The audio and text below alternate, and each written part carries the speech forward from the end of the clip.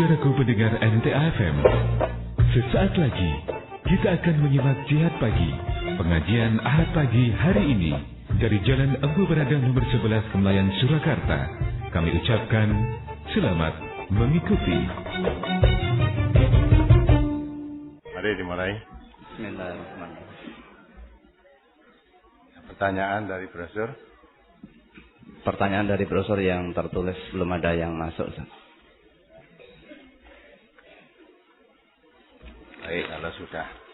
Ini ada dari brosur halaman 2. Surat Al-Maidah ayat 55. A'udzu billahi minasyaitonir rajim.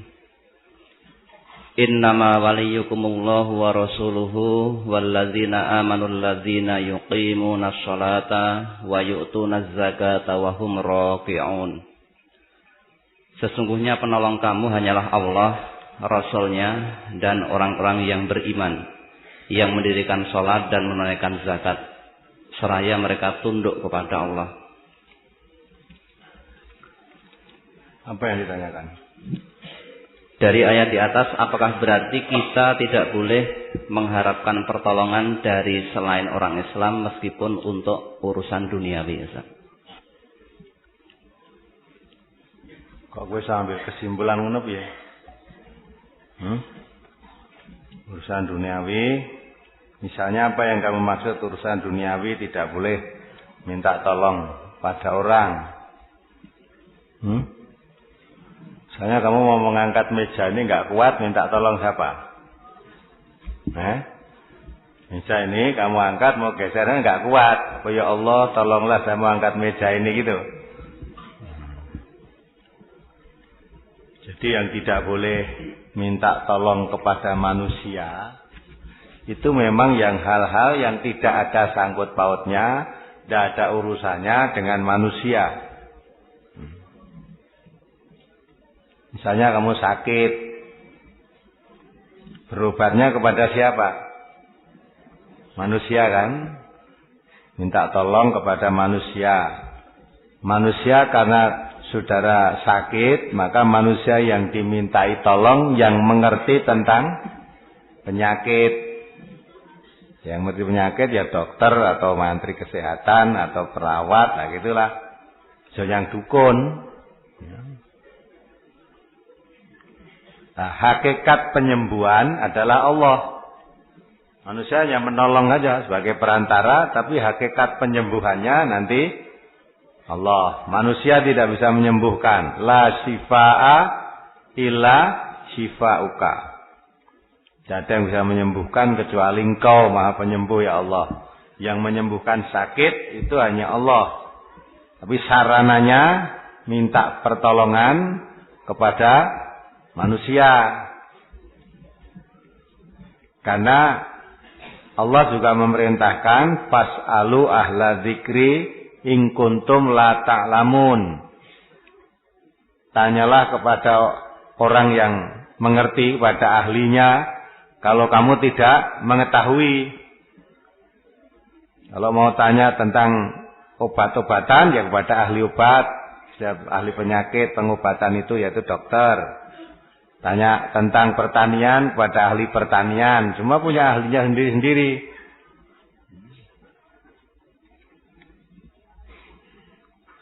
Tanya tentang agama kepada orang yang mengerti tentang agama. Jangan kepada paranormal. Jangan kepada dukun. Jangan kepada yang lain. Maka kalau tidak ahli, tidak mengerti, ya, dia memegang suatu urusan bukan ahlinya, membawa kehancuran. Idza wusi'atul amru li ghairi ahlihi faldadrisah.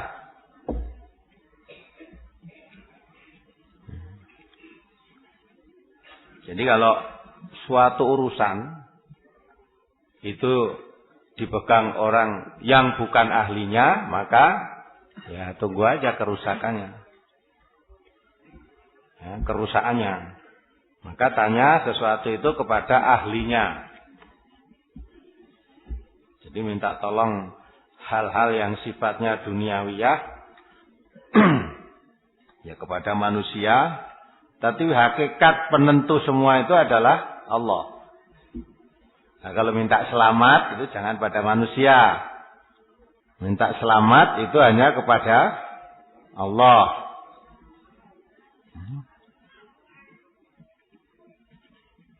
Apalagi? Brosur halaman 8. An Abi Hurairah radhiyallahu anhu anin Nabi sallallahu alaihi wasallam qala sab'atun yudhilluhumullahu ta'ala fi dhillihi yauma la dhilla illa dhilluhu.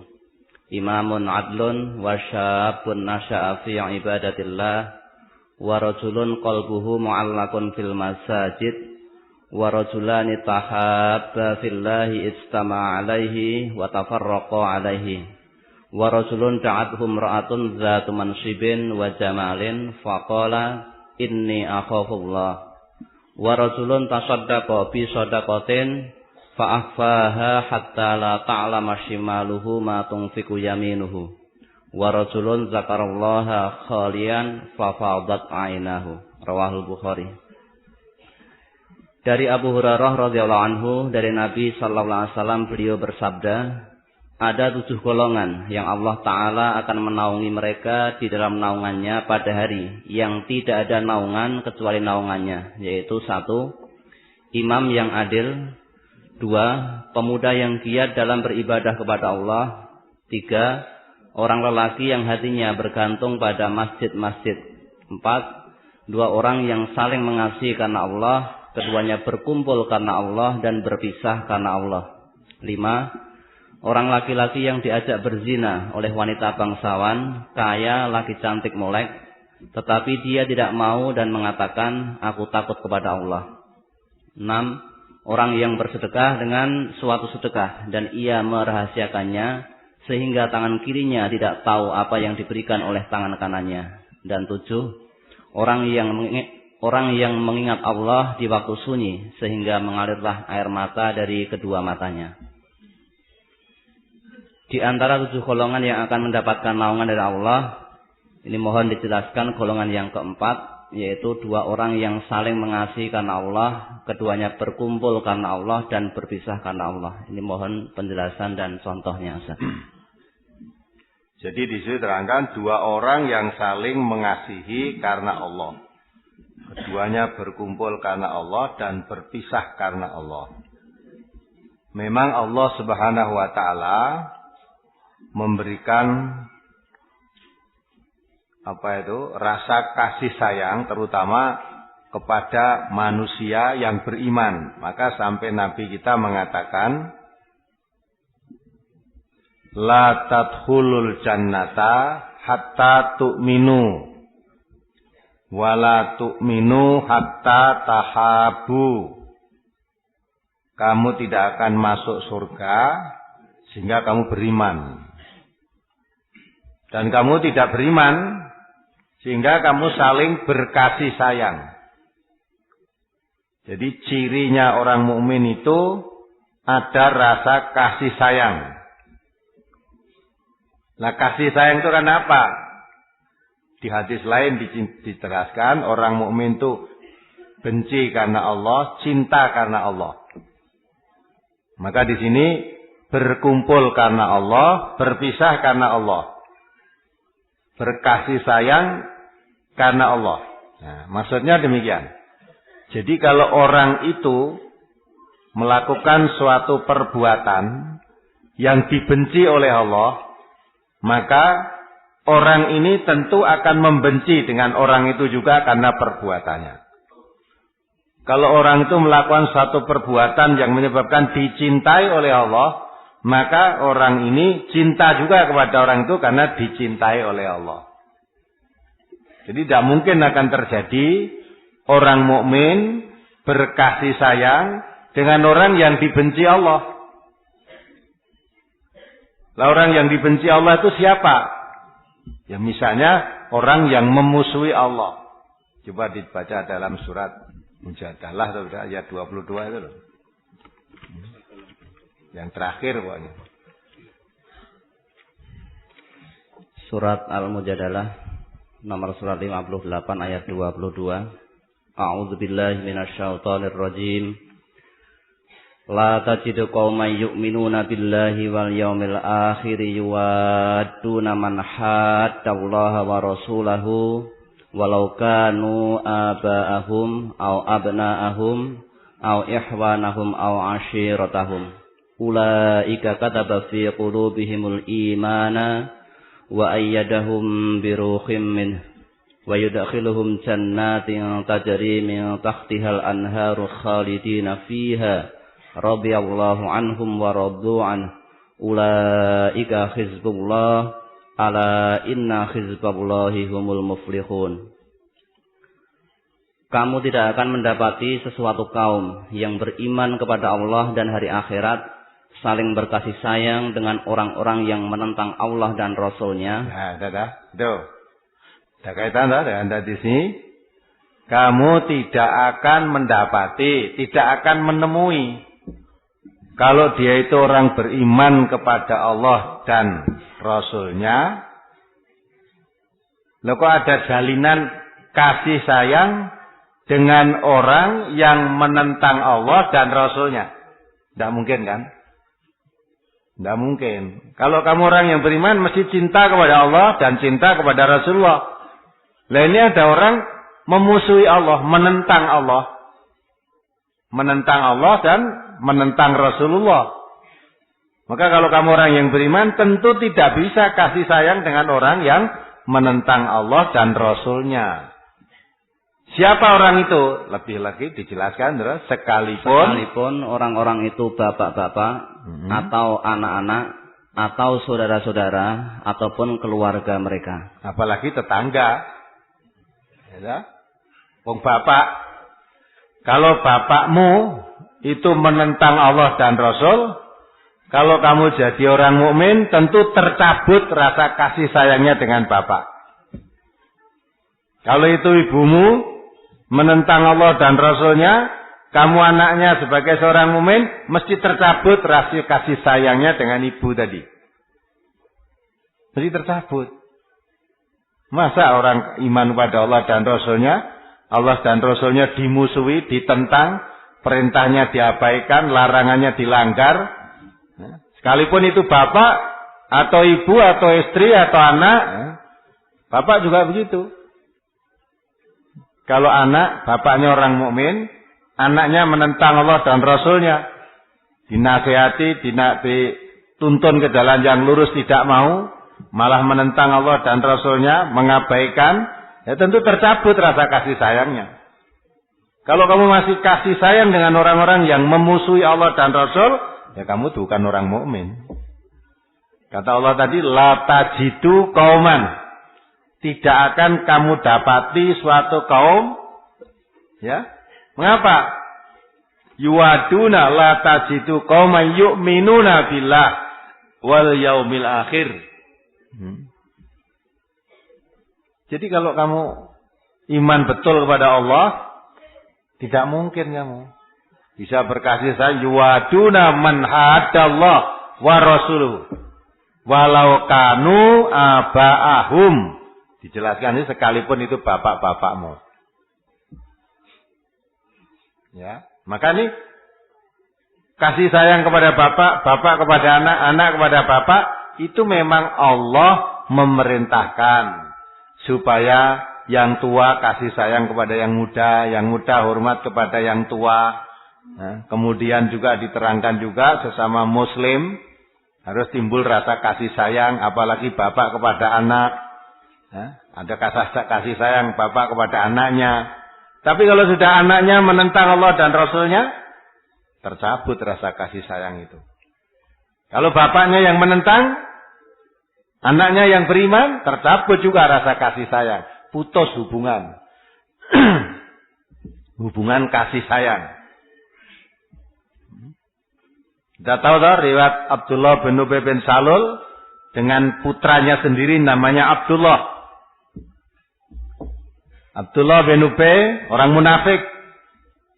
Ketika selesai pulang dari peperangan bersama-sama, dia mengatakan dalam rombongan bersama itu, nanti kalau kita sudah sampai di Madinah, Orang-orang yang lemahnya akan diusir oleh orang-orang yang kuat. Itu kan memecah belah persatuan. Nah, berita itu terdengar oleh anaknya. Maka anaknya mendahului pulang, mencegat di muka pintu. Jika bapaknya mau masuk rumah, ya angkatkan pedang, tak potong lehermu. Tidak boleh masuk rumah ini. Dan rumahnya bapaknya sendiri. Ya. Bapaknya sampai, oh ini saya masuk, iya ini rumah saya, iya betul rumahmu, tapi tidak boleh masuk sebelum kamu minta izin Rasulullah. Karena kamu merusak kebersamaan, menghina Rasulullah. Ya. Itu bapaknya terhadap anaknya. Nah, akhirnya ya terpaksa ya minta izin pada Rasulullah, ceritakan. Akhirnya Rasulullah perintahkan, ya saya sampaikan Abdullah, silakan bapaknya biar masuk. Nah, karena ini menghina Rasulullah, ya dekat dulu pada Rasulullah, menyadari kesalahannya. Nih, jadi orang mukmin itu cinta karena Allah, benci karena Allah. Tidak ada orang mukmin mencintai, mengasihi sayangi orang yang memusuhi Allah. Tidak akan terjadi. Maka dibaca surat Taubat ayat 23. Nah, kita ingat bagaimana riwayat Nabi Ibrahim. Bapaknya musyrik, penyembah berhala. Nabi Ibrahim, Nabi, menyebarkan tuntunan yang benar dari Allah Subhanahu wa taala. Akhirnya kan berpisah. Bapak dengan Ibrahim tidak bisa ketemu. Bapaknya karena disuruh, didakwai oleh Nabi Ibrahim untuk tinggalkan sembahan-sembahan berhala, untuk menyembah kepada Allah Subhanahu wa taala, tidak mau, pisah. Tidak bisa ketemu lagi. Coba dibaca surat Taubat 23. Surat At-Taubah nomor surat 9 ayat 23.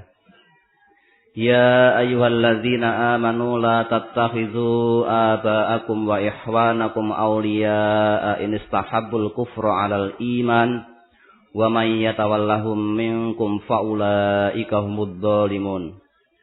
Hai orang-orang yang beriman, janganlah kamu jadikan bapak-bapak dan saudara-saudaramu pemimpin-pemimpinmu jika mereka lebih mengutamakan kekafiran atas keimanan. Dan siapa di antara kamu yang menjadikan mereka pemimpin-pemimpinmu, maka mereka itulah orang-orang yang zalim. Paham enggak? Zalim dia. Orang yang beriman ini pesan oleh Allah, jangan kamu jadikan pemimpin-pemimpin. Sekalipun itu bapakmu, sekalipun itu saudara-saudaramu, kalau dia lebih memilih jalan kekafiran daripada jalan keimanan. Jangan kamu jadikan sebagai pemimpin. Jangan kamu jadikan sebagai penolong. Jangan kamu jadikan sebagai orang yang ditaati perintahnya. Kalau kamu menjadikan mereka sebagai penolong atau sebagai pemimpin atau sebagai wali, kamu termasuk orang yang zalim. Tegas kan? Maka Allah membuat suatu keputusan. Orang bapak yang beriman, anaknya kafir, nanti kalau bapaknya meninggal, tidak ada warisan untuk anaknya. Kalau anaknya kafir, anaknya iman, bapaknya muslim, bapaknya mati atau anaknya yang mati, kedua-duanya saling tidak bisa mewarisi. Karena satu iman, satu kafir. Putus hubungan. Nah, ini supaya dipahami. Maka dua orang bertemu, berkumpul karena Allah. Karena sama-sama di jalan Allah. Tapi kalau sudah dua orang itu ganti haluan, satu jalan setan, satu jalan Allah, mesti tidak bisa ketemu. Maka akhirnya jadi pisah. Pisahnya karena apa? Dia menempuh jalan setan, saya jalan Allah. Tidak bisa ketemu. Walaupun dulunya teman akrab. Walaupun dulunya teman yang selalu menjadi satu ketika satu jalan. Sama-sama menempuh di jalan Allah. Saudara punya teman. Teman akrab, teman karib. Sana kemari ya selalu bersama. Salah satu teman saudara itu suka kalau jalan, suka ganggu orang lewat. Kalau ada wanita ya cantik, diganggu, digoda. Kamu ingatkan. Ingatkan nggak mau alasannya, anak muda itu aja nggak boleh. Ya, Diingatkan nggak mau. Ini jalan setan, ini jalan Allah. Kamu kalau orang yang beriman mesti berpisah dengan orang. Nggak bisa berkumpul. Yang hak dan batil menjadi satu nggak mungkin. Nah, sudah, kalau kamu memang sudah tidak mau, saya tuntun, saya ingatkan ke jalan yang lurus. Ya sekian saja persahabatan kita. Kita harus berpisah di sini. Nah ini berpisah karena Allah. Berpisah karena Allah. Karena Allah tidak meridhoi. Ya, dalam bersahabat dalam kondisi yang seperti itu selalu melanggar, menghina, meremehkan tuntunan-tuntunan Allah, tidak ridha Allah. Maka mesti dipisahkan. Lah, itu yang disebut berpisah karena Allah, bertemu karena Allah. Suami istri juga begitu. Maka fa imsakum bima'ruf aw tasrihum biihsan. Suami istri menjadi suami, menjadi istri. Ya, semua dalam rangka menjalankan perintah Allah, melakukan sunnah Rasulullah Sallallahu Alaihi Wasallam, menjalankan kewajibannya masing-masing sebagai suami dan sebagai istri. Untuk tujuan pernikahan itu untuk membina rumah tangga yang diridhai oleh Allah Subhanahu Wa Taala dengan dasar kasih sayang, karena tujuan pernikahan itu menjalin rasa kasih sayang. Coba dibaca surat Rom ayat 21. Jadi tujuan pernikahan itu bukan sekedar melampiaskan nafsu seksual. Kalau sekedar melampiaskan itu nggak usah punya istri ya. Tapi tujuannya itu membina, memupuk rasa kasih sayang, membina rumah tangga yang harmonis. Coba dibaca. Surat Rom nomor surat 30 ayat 21. Wa min ayatihi an khalaqalakum min anfusikum azwajan litaskunu ilaiha wa ja'ala bainakum mawaddatan wa rahmah. Inna fi dzalika laayatil liqaumin yatafakkarun. Dan di antara tanda-tanda kekuasaannya ialah Dia menciptakan untukmu istri-istri dari jenismu sendiri, supaya kamu cenderung dan merasa tentram kepadanya, dan dijadikannya di antara kamu rasa kasih dan sayang. Sesungguhnya pada yang demikian itu benar-benar terdapat tanda-tanda bagi kaum yang berpikir. Ya, kaum yang berpikir. Jadi tujuan pernikahan itu untuk menjalin rasa kasih sayang antara suami dan istri, untuk mewujudkan ketentraman dalam rumah tangga itu. Jadi banyak orang yang nikah tidak ngerti tujuannya. Tujuannya hanya melampiaskan nafsu seksual saja. Maka akhirnya sak kecekele. Ya, yang dilarang-larang oleh Allah pun dijalankan. Misalnya wanita muslimah tidak halal kawin dengan laki-laki kafir. Terjadi juga. Ini wanitanya muslimah, laki-lakinya kafir. Tapi karena dia banyak uang, mau, ya toh. Nah, ini tujuannya tidak untuk menjalin rumah tangga yang diridhoi oleh Allah, tapi tujuannya mendapat uang. Ada lagi, nikah, baru punya anak satu, selesai lahir pegatan. Nah itu, tujuannya apa? Mempunyai istri dan suami tadi. Kita nuruti hawa nafsu. Saya kok tertarik dengan itu, tertarik lah setan nih mendorong. Untung dia sudah nikah juga. Ada yang hamil belum nikah. Ini bukan karena kasih sayang.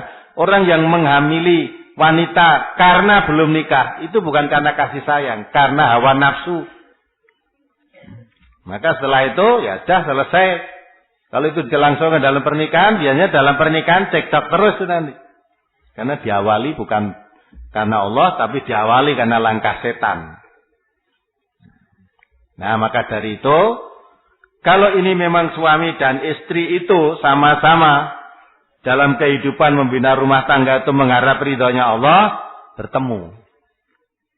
Sama-sama. Kalau salah atau keliru jalan, diingatkan. Satu sama lain saling ingatkan. Diluruskan. Tapi kalau suami istri sudah tidak mau, satu di jalan Allah, satu jalan hawa nafsu, jalan setan, dikompromikan, sudah tidak bisa ketemu, ya berpisah. Berpisahnya karena Allah. Kenapa kamu kok berpisah dengan Istrimu kan masih muda, baru punya anak satu, kalau sudah cerai, habis nggak bisa ketemu lagi sudah. Dan nggak bisa ketemu karena apa? Karena begini, saya ajak begini, dia begitu, nggak mau, itu nggak sejalan di jalan Allah itu. Nah, kalau begitu ya terpaksa cerai, pisah karena Allah. Allah tidak meridhai kalau saya teruskan dengan istri saya itu, atau istrinya yang di jalan Allah, Allah tidak meridhai kalau saya teruskan dengan suami saya. Suami saya nggak pernah di rumah, kalau malam pergi, pulang pagi-pagi mabuk, pulang mabuk, nggak kerja, siang tidur, nanti pergi lagi, yang menanggung ekonomi rumah tangganya saya, itu wanita itu. Anaknya tidak dipikir bagaimana sekolahnya, bagaimana pendidikannya, semua tertumpu pada saya. Suami saya ingatkan tidak mau, surut, tetap gugu karpe dewe. Nah itu tak. Kalau wanitanya wanita muslimah, dengan laki-laki begitu tentu nggak bisa ketemu, maka terpaksa pisah karena Allah namanya. Apalagi? Tanya Ustaz. Ya. Kemarin Jumat saya jumatan di Polsek. Apa yang keras? Ya, kemarin Jumat saya jumatan di Masjid Polsek Jebres. Setelah khotibnya turun dari mimbar menyampaikan pada para jamaah. Nanti setelah sholat Jumat langsung sholat asar berjamaah. Maka saya tidak mengikutinya karena saya belum tahu dasarnya.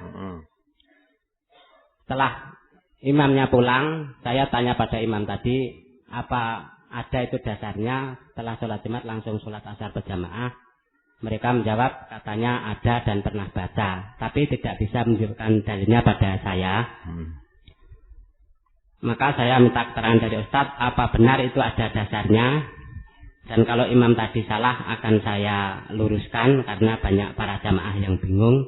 Ada yang berdiri, duduk lagi, termasuk polisi-polisi di situ juga ikut-ikutan, ada yang berdiri juga, ada yang duduk lagi.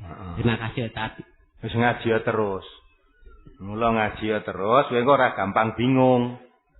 Imamnya mengumumkan, mari kita jamak sholat Jumat dengan sholat asar. Kalau kamu ngaji ngerti, oh saya belum tahu tuntunannya, saya nggak ikut, sudah ada. Dah imamnya ben jamak dewe. Kalau dia tanyakan saya pernah baca di mana? Nah, maka kita itu wala taqfu ma laisa laka bihi ilmun. Sekalipun diajak, kalau kita belum tahu ilmunya, jangan ikut. Sudah selesai kan? Jadi imamnya ngumumkan, mari kita nanti jamak sekali sholat asar ini. Ya sudah, imamnya ben jamak dewe. Kamu tidak ikut. Maaf, kalau perlu terang-terangan juga. Maaf, saya tidak ikut karena saya belum tahu dasarnya. Kalau memang ada, tunjukkan dulu dasarnya, baru saya nanti mau ikut. Lah gitu.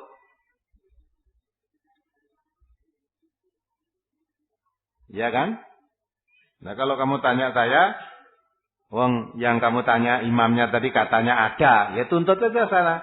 Tekoni omah di imam ibu, coba katanya ada di mana dicarikan. Kalau saya mengatakan, ya, saya belum pernah menemukan. Karena belum pernah menemukan, sehingga saya belum tahu ilmunya. Karena belum tahu ilmunya, maka saya tidak mengerjakan. Saya sendiri tidak mengerjakan, mana mungkin saya mengajarkan. Ya, maka saya tidak menyampaikan dan tidak melaksanakan. Nah, kalau saya nanti mengatakan tidak ada, nah ternyata imamnya tadi sudah menemukan dalilnya, ya diminta aja ke sana.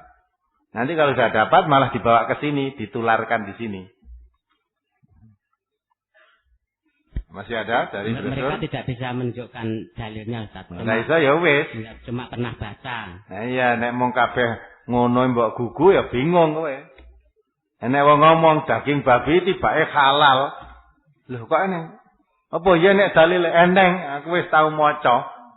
Dudono dalile. Wis pokoke eneng. Ya sudah. Hanya kata orang itu namanya taklid. Enggak boleh kita. Maka agama jangan katanya-katanya. Kata ustaz pun enggak boleh. Kata ustaz enggak boleh dipakai. Agama itu sumbernya Quran dan Sunnah. Kalau ustaz mengatakan sesuatu, ini boleh, tunjukkan dalilnya mana. Tanpa dalil tidak boleh dipakai. Walaupun apa itu kata ustadz dan kiai sisan malah wali. Ya. Kata wali pun nggak boleh digugu. Dan ada tahu katanya orang yang punya jin barang wi, punya jin 1000. Kalau Jumat bisa Jumatan di Mekah, bisa naik jin. Coba teko dalile bisa numpak jin. Nyengklake kok ngendi? Itu kok terus gugu. Nah, orang maka kalau beragama taklid bingung. Judek akhirnya. Maka agama nggak boleh ikut-ikutan. Siapapun menyampaikan kalau itu dikatakan agama harus ada sumbernya. Bukan katanya, tapi betul-betul harus ada Quran atau sunnah. Kalau kata orang nggak boleh dipakai. Kata ustaz pun nggak boleh dipakai. Kalau itu katanya agama, kok ternyata hanya kata ustaz, nggak boleh dipakai dasar itu. Maka Nabi kita mengatakan taraktu fikum amroini, sing diwariskan Nabi tentang agama ini hanya 2. Kamu dijamin tidak sesat selamanya.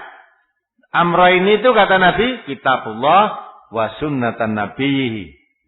Kitab Allah maksudnya Al-Quran, sunnah Nabi maksudnya hadis. Jadi sumber agama itu hanya Quran dan hadis, tidak ada yang lain. Apalagi? Masih dari brosur halaman 8 tentang mencintai karena Allah. Saya mencintai seorang wanita. Setiap hari selalu memikirkannya dan berjanji suatu saat akan menikahinya jika sudah mampu. Apakah ini termasuk zina hati dan berdosa, Ustaz? Oh tidak. Rasa cinta laki pada wanita itu sudah dari sana. Kan dulu sudah saya katakan toh? Iya toh? Rasa cinta pasti ada. Ya. Sudah ada. Ada makhluk yang bernyawa sejak lama sampai kini tetap suci dan abadi. Kata apa? Takkan hilang selamanya sampai aman akhir masa. Dia tak akan hilang. Kalau laki cinta perempuan, perempuan cinta laki boleh. Ya, kalau kamu mencintai wanita, wanita mencintai wanita, atau laki cinta laki, tak boleh. Ya. Tapi bagi laki-laki cinta wanita karena kamu manusia, tempuh saluran yang benar menurut agama. Timbang kamu mikir ke siang malam nggak bisa tidur, tembungen. Jajak kowe tuh mikir ra iso turu bareng di tembung bae wae sing putih ra seneng karo kowe. Wis tak gagas rino wengi bae ra gelem to karo aku. Lah sing akon gagas sapa? Nah, itu. Mula nek iso aja suwe-suwe sing gagas. Ada lagi yang mencintai seseorang sampai pada saya. Golek iki moh. Tiba-tiba dia itu sudah punya pandangan. Nah, siapa?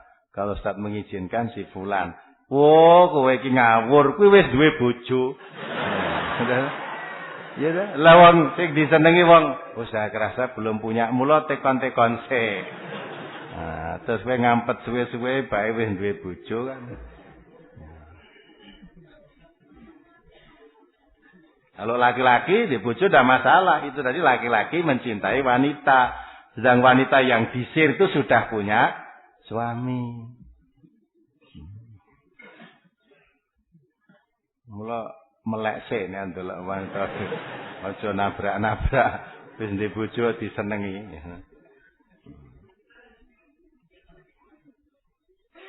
Boleh kamu punya rasa cinta begitu, tapi lebih baik timbang diampet reso turu dilahirkan saja. Minta tolong pada bapaknya, Pak saya suka pada wanita itu, tolong Pak ditanyakan kalau nanti saya sudah bekerja, mau saya lamar jadi istri saya, mau apa tidak gitu. Ya, bapaknya ya, terus nembung nekoke, nah, ternyata wanitanya itu tidak mau. Ada yang peristiwa begitu. Akhirnya stres sekarang. Wah, tadinya semangat kerja. Terus dia mencintai wanita itu. Nah, wanitanya ternyata tidak mau, barang ditembung tidak mau, terus malas bekerja. Yang laki-laki tadi terus loyo. Terus saya katakan, didatang bawa ke rumah saya. Anaknya, lo kamu laki-laki kok. Ya dah. Wanita itu banyak.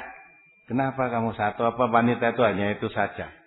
Nah, karena hatinya sudah terlanjur ke sana, kemudian wanitanya tidak ke sana.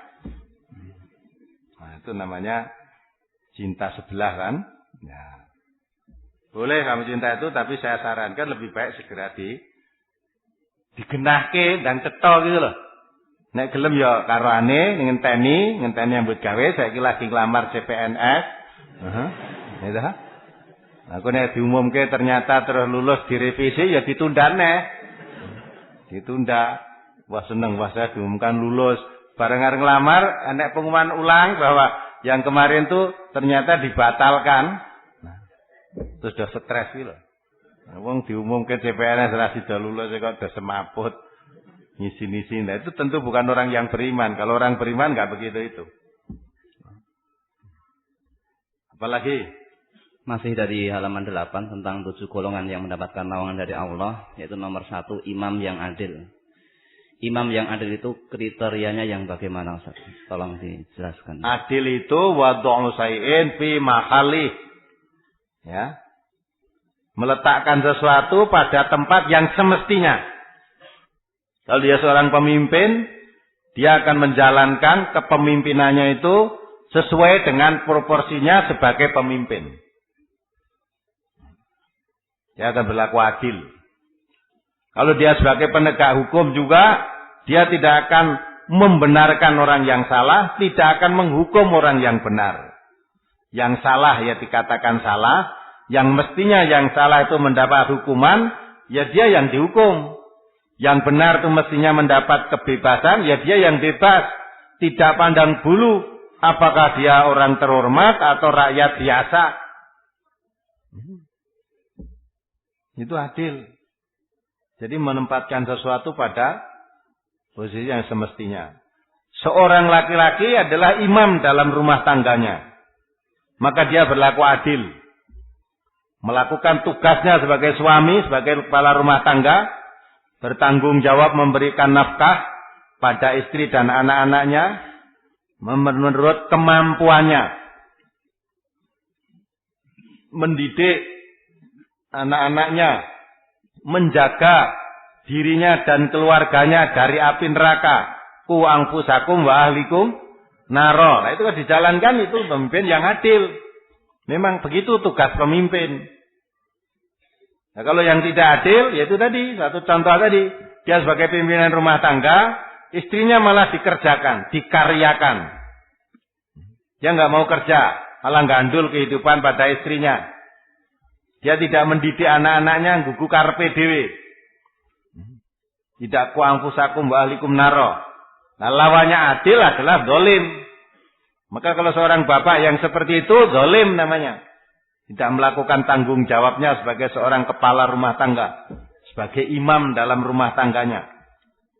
Memberi contoh kalau menjaga dirinya dari api neraka, menjaga menghendaki anaknya rajin salat dan sebagainya. Bapaknya tadi memberi contoh. Salat, tiap-tiap waktu salat. Menghendaki anak salat ke masjid, tidak disuruh saja, diajak. Mari ke masjid bersama bapak. Nah gitu. Ora kok ae do nyang masjid kono, bapake malah turu. Wis adzan do salat, bapake malah dicacat. Kose aku dilongkas. Wis salat tosek. Nah itu enggak betul gitu. Maka perlu keteladanan. Jadi singkatnya adil itu melakukan suatu tugasnya atau menempatkan sesuatu urusan pada tempat yang semestinya. Lawannya adil, zalim. Maka penegak hukum yang adil, dia tidak mau. Ya. Tidak mau menerima suap. Tidak mau dia membebaskan orang yang salah dengan ditukar uang. Tidak mau dia menjual pasal-pasal tadi, tidak mau. Tidak pandang bulu. Pokoknya kamu anak jenderal atau anak raja, kamu salah hukum. Jadi yang mendapat hukuman itu orang yang salah. Kalau tidak begitu rusak. Maka Nabi kita mengatakan rusaknya umat dahulu itu karena tidak adilnya para penegak hukum. Kalau orang yang berbuat salah itu orang-orang besar, orang bangsawan, penjabat negeri, tidak terkena hukum. Tapi kalau yang salah orang-orang kecil, hukum ditegakkan. Maka demi Allah, kalau Fatimah anak Muhammad itu mencuri, walaupun anak Nabi, tak potong tangannya. Nah itu adil. Orang kok, loh masuk anak Nabi harus dipotong tangannya, kok lak buntung. Ya, kalau memang dia mencuri, tidak peduli anak siapa. Nah, jadi orang yang dipotong anaknya rakyat biasa, kalau anak pejabat, anak orang besar, anak orang kaya, ya, hakimnya dicedai, jangan dihukum, nanti saya kasih imbalan uang berapa miliar, berapa juta, bebas, itu zalim. Apalagi brosur halaman 5, hadis yang paling bawah. An Anasin radhiyallahu anhu anna rajulan sa'alan nabiyya sallallahu alaihi wasallam 'anis sa'ah faqala mata sa'atu qala wa madza a'dadta laha qala la syai'a illa anni uhibbullaha wa rasulahu sallallahu alaihi wasallam faqala anta ma'aman ahbabta qala Anasun fama farihna bi syai'in farahana bi qaulin nabiyyi sallallahu alaihi wasallam anta ma'aman ahbabta qala Anasun fa ana uhibbun nabiyya sallallahu alaihi wasallam wa Abu Bakrin wa Umar wa arju an akuna ma'ahum bi hubbi iyyahum wa in lam a'mal bi misri a'malihim. Rawahul Bukhari. Dari Anas radhiyallahu anhu ia berkata, sesungguhnya ada seorang laki-laki bertanya kepada Nabi sallallahu alaihi wasallam tentang hari kiamat. Orang itu bertanya, kapan hari kiamat itu datang? Rasulullah sallallahu alaihi wasallam menjawab, apa yang kamu persiapkan untuk menghadapinya? Orang laki-laki tersebut menjawab, tidak ada sesuatu yang telah kupersiapkan untuk menghadapinya selain aku cinta kepada Allah dan Rasulnya sallallahu alaihi wasallam. Rasulullah sallallahu alaihi wasallam bersabda, kamu bersama orang yang kamu cintai. Anas berkata, belum pernah aku gembira segembira ketika Nabi sallallahu alaihi wasallam bersabda, kamu bersama orang yang kamu cintai. Anas berkata pula, karena saya mencintai Nabi sallallahu alaihi wasallam, Abu Bakar dan Umar, dan saya berharap dengan kecintaan saya kepada mereka itu, saya bisa bersama-sama mereka, meskipun amal saya tidak sebanyak amal mereka. Dari hadis ini ada kalimat anta ma'aman ahbabta, kamu bersama orang yang kamu cintai. Ini maksud dari bersama itu bagaimana, Ustaz? Ya, bersama yuk bareng. Kok iya dah? Maksudnya apa? Orang tanya pada Nabi, ya Rasulullah, hari kiamat itu datangnya kapan toh? Nabi menjawab, kamu tanya kiamat itu pas duwe modal. Nah, yang kamu persiapkan menghadapi kiamat itu apa? Hari kiamat itu nanti hari rusaknya semua barang, semua yang ada ini, kemudian hari pembalasan. Lah kamu mempersiapkan apa? Sahabat tadi menjawab, tidak ada yang kami persiapkan kecuali saya hanya punya modal, saya cinta pada Allah, saya cinta pada Rasulullah. Rasulullah, kamu bersama orang yang kamu cintai. Maksudnya apa? Kalau betul-betul kamu cinta kepada Rasulullah, kamu nanti bersama aku. Bersama aku nanti. Maksudnya bersama Nabi di mana? Ya? Kamu akan di surga nanti bersama Nabi. Nah, Anas yang mendengar, saya tidak pernah merasa senang kecuali ketika saya mendengar sabda Nabi, kamu bersama orang yang kamu cintai. Padahal saya itu sangat mencintai Rasulullah, sangat mencintai Abu Bakar, sangat mencintai Umar. Ya, berarti saya punya harapan, mudah-mudahan saya nanti bersama beliau-beliau itu. Walaupun amal saya tidak sebanyak amal beliau. Tapi Nabi mengatakan kamu bersama orang yang kamu cintai. Berarti saya nanti ada harapan bersama Nabi, bersama Abu Bakar, bersama Umar. Di surga nanti. Walaupun amal saya tentu tidak sebanyak amal beliau, gitu loh. Jadi bersama ini maksudnya karena dia mencintai orang yang dicintai tadi, ya, dia akan bersama.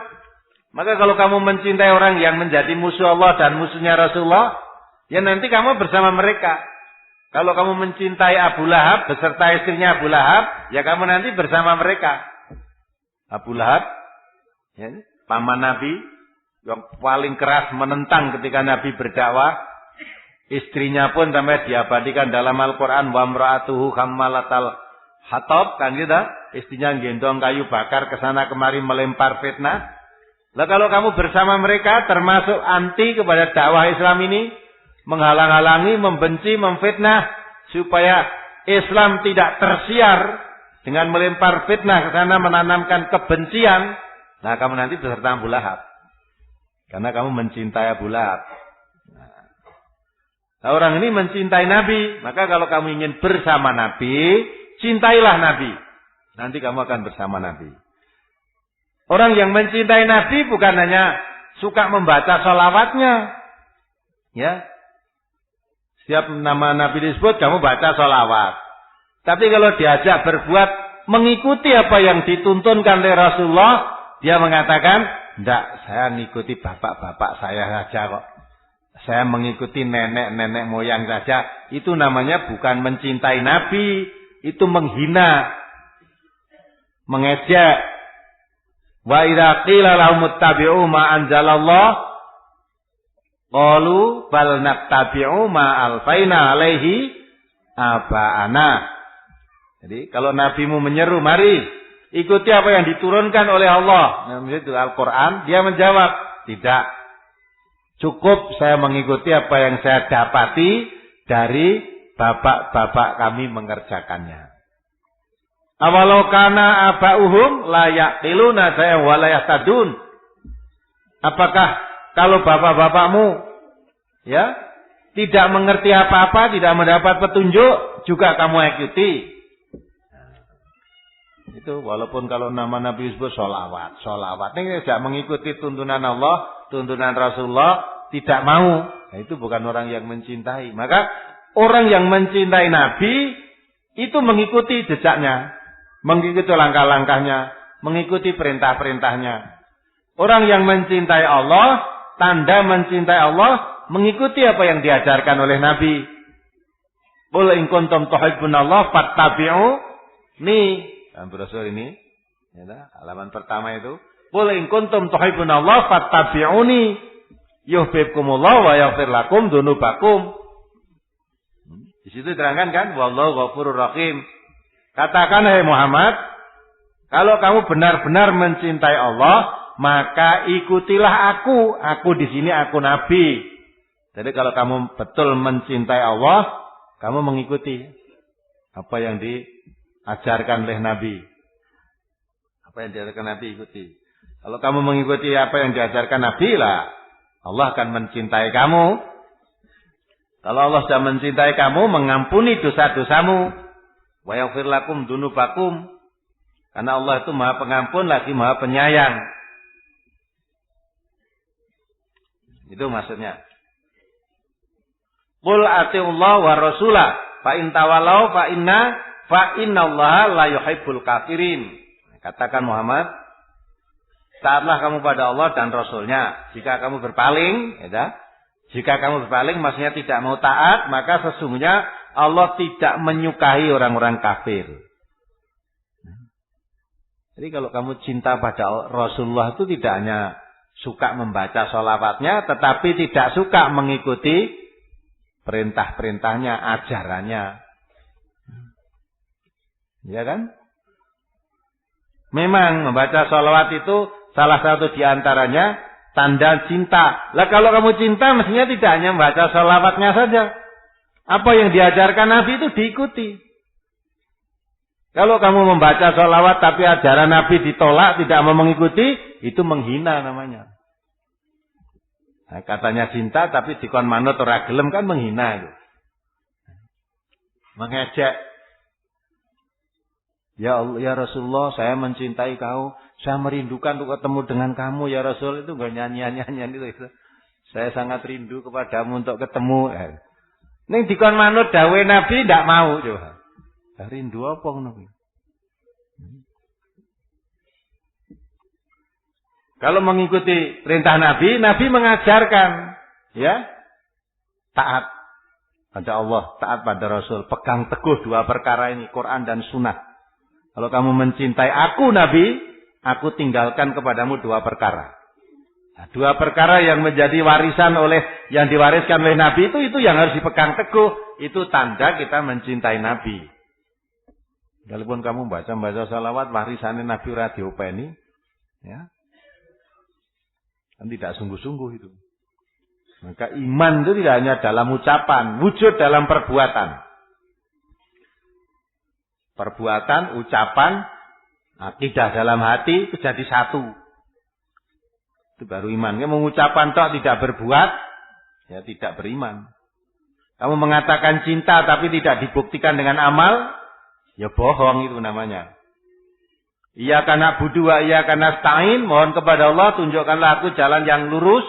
Allah tunjukkan jalan yang lurus itu Al-Qur'an ini. Kalau kamu butuh jalan yang lurus, ya, Quran itu faqad hudiya ila siratim mustaqim. Sungguh menunjukkan kamu ke jalan yang lurus. Wa anna hadza siratim mustaqiman fattabi'uh. Ini loh jalan yang lurus Al-Qur'an ini. Ikuti dia. Wala tattabi'us subula fatafarraqu bikum an sabili. Jangan ikuti jalan selain Al-Qur'an. Jalan selain Al-Qur'an itu menyesatkan kamu dari jalan yang lurus, memisahkan kamu dari jalan yang lurus. Nah, jadi kalau kamu betul-betul kalau iyyaka na'budu wa iyyaka nasta'in, ya Allah tunjukkanlah kami ke jalan, maka hanya kepadamu aku menghambakan diri, hanya kepadamu aku mohon pertolongan. Ihdinas siratal mustaqim, tunjukkanlah kami ke jalan yang lurus. Nah, kalau kita mohon ditunjukkan jalan yang lurus benar-benar, Allah sudah tunjukkan. Ini loh. Ini wa anna hadza siratal mustaqim. Al-Qur'an ini jalan yang lurus. Mestinya kalau kita minta ditunjukkan jalan yang lurus, ditunjukkan betul mesti mau. Mengikuti, mau menempuh. Kenapa? Kalau salat ihdinas siratal mustaqim, barang ditunjukkan tenan, enggak mau. Kan hanya ngomongnya toh. Tapi menipu kan dia. Nah, seperti itu. Juga kata dia mencintai Nabi dengan baca sholawatnya. Kalau dia apa yang diajarkan Nabi tidak mau mengikuti, ya menipu itu. Ya menipu. Orang yang mencintai Nabi, samping dia membaca sholawat, memang Allah aja sholawat untuk Nabi. Innallaha wa malaikatahu yusholluna ala Nabi kan. Allah dan malaikat bersolawat untuk Nabi. Maka kalau kita mencintai Nabi, jangan hanya sholawatnya yang kita lantunkan, kita ucapkan, tapi ikuti apa yang diajarkan oleh Nabi. Apalagi? Masih dari halaman 8. Apa yang dimaksud hari yang tidak ada naungan kecuali naungannya, Ustaz? Hari dino. Ora ana naungani, ora ana perlindungan. Ya, kecuali perlindungan dari Allah. Gampangane enek sakwijining dina padahal panas banget ora enek nggon ngiyup kejaba ngiyupe Gusti Allah. Ndak ada pertolongan kecuali pertolongannya dari Allah. Kapan itu kira-kira? Ya. Besok di mahsyar nanti, di hari akhirat nanti. Kalau sekarang kamu di sini panas bisa berteduh, haus bisa minum, lapar bisa makan, walaupun nggak bawa makan bisa minta orang. Jadi, tapi nanti akan ada suatu hari tidak ada orang bisa memberi pertolongan kepada siapapun kecuali pertolongan itu hanya dari Allah. Lah di mana tidak ada orang bisa memberikan pertolongan atau orang minta pertolongan kepada selainnya? Selain Allah tidak ada, kecuali Allah saja bisa menolong. 7 golongan ini tadi yang akan dapat pertolongan dari Allah. Itu maksudnya, di naungan itu perlindungan, pertolongan, ya. Karena ada suatu hari kiamat nanti, hari mahsyar nanti, yang dalam hadis dijelaskan matahari didekatkan. Ya, matahari didekatkan. Sehingga semua orang mengeluarkan keringat. Kumpul manusia yang pertama kali meninggal dulu sampai yang terakhir nanti kumpul menjadi satu. Matahari didekatkan. Nah, maka disitulah semuanya akan mengeluarkan keringat. Sehingga dalam satu hadis dijelaskan akan terjadi lautan keringat. Keringat manusia. Ada yang dalam keringat dan lautan keringat tadi, ada yang hanya sampai di mata kakinya, ada yang sampai di tenggorokannya, ada yang sampai di dagunya. Dan matahari didekatkan sehingga menjadi panas itu. Maka orang berenang-renang di situ. Itu belum neraka itu, baru di mahsyar nanti. Nah, di saat-saat begitulah, siapa bisa menolong, siapa bisa melindungi? Tidak ada kecuali Allah. Nah, orang akan mendapat perlindungan, pertolongan dari Allah kalau termasuk salah satu dari 7 golongan tadi. Maka satu diantaranya itu pemimpin yang adil. Pemuda yang giat dalam beribadah kepada Allah. Pemuda, kenapa dipilihkan pemuda? Pemuda yang giat beribadah kepada Allah. Lah kalau orang tua, wong tua biasa, wong tua arep mati ora ibadah ngopo. Orang tua itu kesenangannya wis reneng. Orang tua jalan saja susah, bernapas saja ya. Menggeh-menggeh, jalan harus dibantu dengan tekan si arep maksiat apa. Mula nek ngono kuwi sregep ibadah kan patut, lumrah. Ini pemuda masih kuat, berbuat maksiat saja bisa, tapi dia tidak mau. Singkirkan itu semua, dia rajin beribadah. Nah, sehingga yang begini ini maka akan dinaungi oleh Allah. Jadi seorang pemuda mestinya dia masih bisa berbuat maksiat segala macam, dia bisa memerangi hawa nafsunya sehingga diarahkan untuk beribadah pada Allah. Nah, ini dia mendapat naungan. Kalau orang tua tadi ngemar berbuat apa iso ya semua ngari kuwi. Mau berbuat maksiat sudah tidak mampu. Mau apa lagi sudah. Sekarang ngarep-arep kapan ditimbali Gusti Allah. Lah nek wis kari ngono ora sregep ibadahi arep ngopo? Orang tua masih zina. Dalam hadis Nabi, Allah tidak akan melihat orang tua yang dibenci oleh Allah. Allah tidak mau melihat orang tua masih berbuat zina. Itu menunjukkan kebencian Allah luar biasa kepada orang tua yang begitu itu.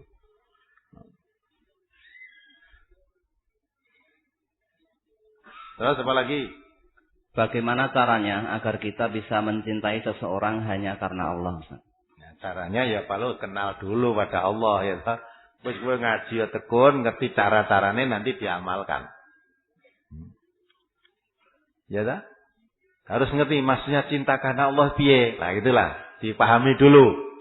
Kalau memang wanita tadi dia tekun beribadah, rajin beribadah, agamanya kuat, tidak mau disentuh laki-laki yang bukan mahram, tidak mau ya, dia tabarus ngumbar auratnya ya. Nah itu insyaallah dia wanita-wanita yang soleh, solihah. Nah, itu yang kamu cintai. Kalau wanita di mana-mana mengumbar aurat ya enggak? Malah akan ada undang-undang anti pornografi. Dia bernadar, ku nek diundang ke tenan saya mau telanjang di atas panggung. Kuwi wanita kaya ngono ki aja mbok cintai. Ya, kabeh laler mencok kuwi. Iya. Iya, udah itu tempat kotor sudah. Tempat kotor. Maka kalau kamu mencintai itu, ya, bukan kamu mesti bukan orang yang beriman. Cintamu hanya karena nafsu saja. Kalau orang yang beriman melihat gitu jijik, walaupun mungkin rupanya cantik seperti neon 100 watt. Tapi semua ya, lalat-lalat ngeroyok, oh berarti seperti bangkai busuk. Ya. Seperti bangkai itu. Apalagi Pertanyaan yang tertulis dari brosur cukup. Ya, terus lanjutkan pertanyaan yang dulu. Pertanyaan tanggal 26 Februari, nomor 16.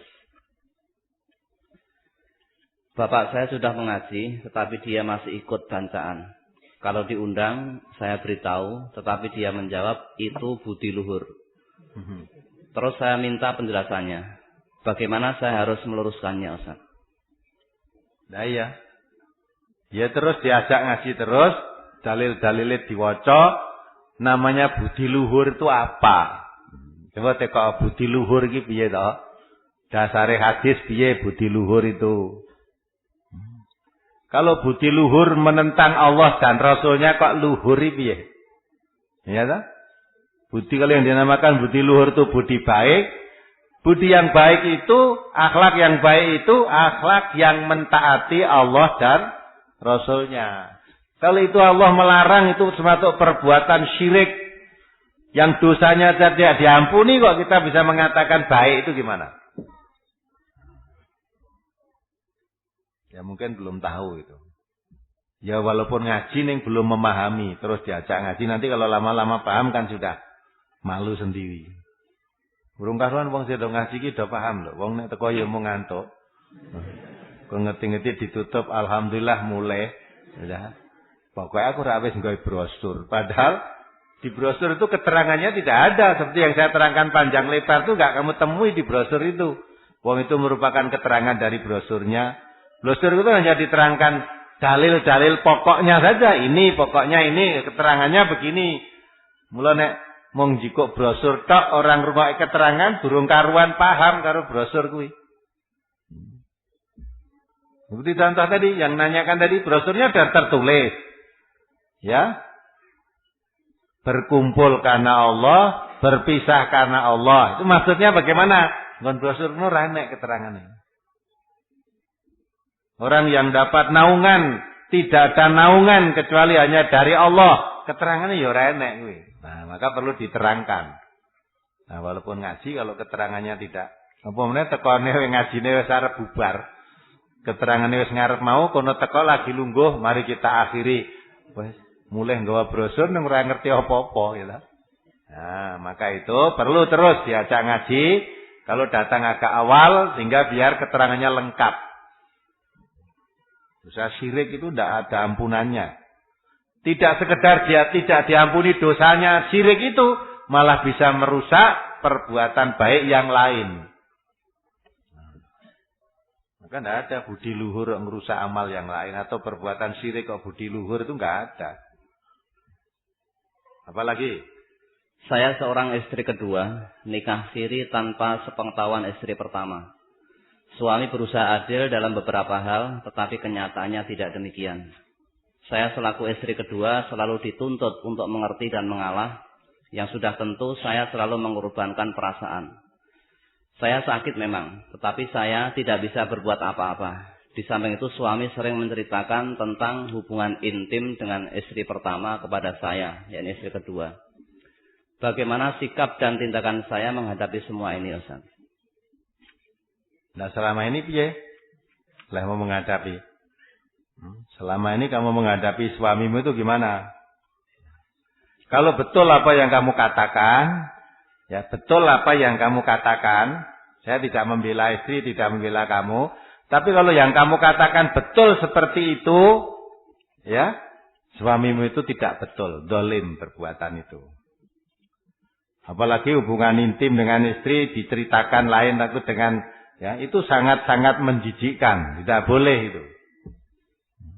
Dalam hadis Nabi dilarang menceritakannya itu. Kemudian kalau dia tidak berbuat adil, kamu merasa didolimi, tidak berbuat adil, selalu ngalah terus, ya. Pengertian ngalah itu bagaimana? Itu harus ditanyakan juga. Maka seorang suami mau nikah dengan istri yang kedua atau ketiga, itu boleh, memang boleh. Boleh. Jadi, laki-laki nikah lagi itu boleh. Tetapi syaratnya berat. Syaratnya kamu harus bisa berlaku adil. Fa ilam ta'dilu fawahidatan. Kalau kamu tidak bisa adil, maka satu saja. Kalau tidak bisa laku adil kok dia 2 atau 3, berarti zalim. Innallaha la yuhibbudz zalimin. Allah tidak suka kepada orang yang berbuat zalim. Tidak bisa, tidak suka. Ya? Jadi jangan hanya menitik beratkan kebolehannya saja, tapi harus dipenuhi syarat-syaratnya. Harus dipenuhi syarat-syaratnya. Syaratnya harus adil tadi. Dalam hadis Nabi dijelaskan kalau nanti kamu punya istri 2 tidak bisa berlaku adil, nanti kamu menghadap Allah itu dengan pundaknya miring. Si mlakune wis ora jejeg miring. Miring. Sebabnya enggak berlaku adil tadi.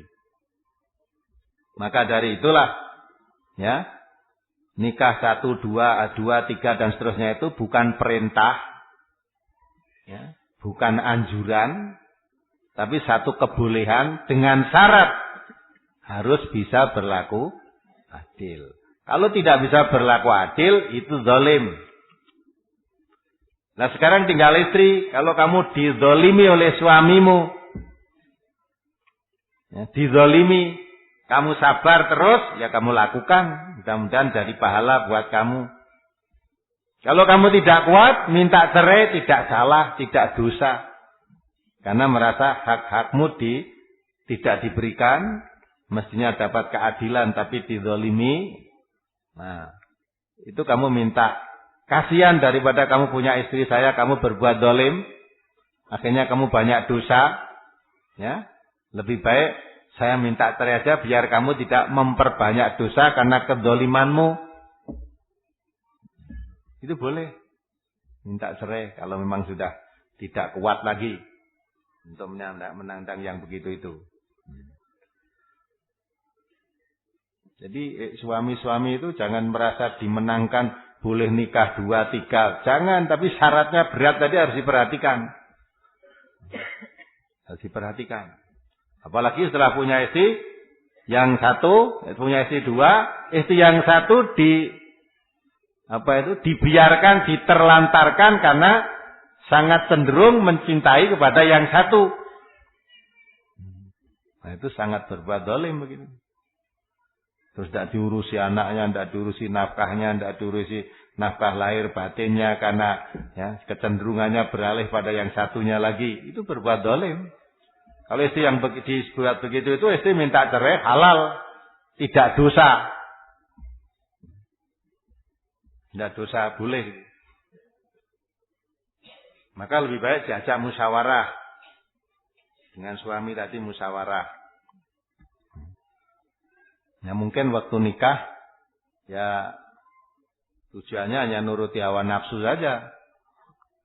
Kepingin karo kowe, pokoknya ya itu nikah. Tanpa tujuan membina rumah tangga yang harmonis. Orang boleh punya istri 2, boleh 3. Tapi karena tujuan pernikahan membina rumah tangga yang harmonis, yang tentram, dijalin dengan rasa kasih sayang. Bagaimana antara istri yang pertama dan istri kedua itu bisa satu. Bisa rukun, bisa baik. Keluarga dari anak-anak istri yang pertama dengan anak-anak istri yang kedua bisa menyatu juga bahwa itu adiknya, ini kakaknya. Ini seperti dalam satu rumah. Itu tidak ada ini anak ibu kayak ini itu terus benci-bencinan, nggak boleh itu. Kalau begitu namanya tidak bisa berlaku adil kamu. Harus bersaudara. Maka tambah istri lagi, tambah anak lagi lah, malah lebih kuat. Oh anaknya istri saya. Ya, anaknya istri yang sana itu juga anakku, anak istri pertama juga anak istri yang kedua, karena itu kedua-duanya adalah istri dari bapaknya. Jadi bapaknya dengan anak-anaknya semuanya sama, anak istri yang pertama dengan istri yang kedua ya sedulur, saling bantu-membantu, tolong-menolong, bimbing-membimbing, kakak beradik juga seperti dengan kakak adik yang satu ibu, seperti saudara kandung. Nah, itu harus diwujudkan seperti itu.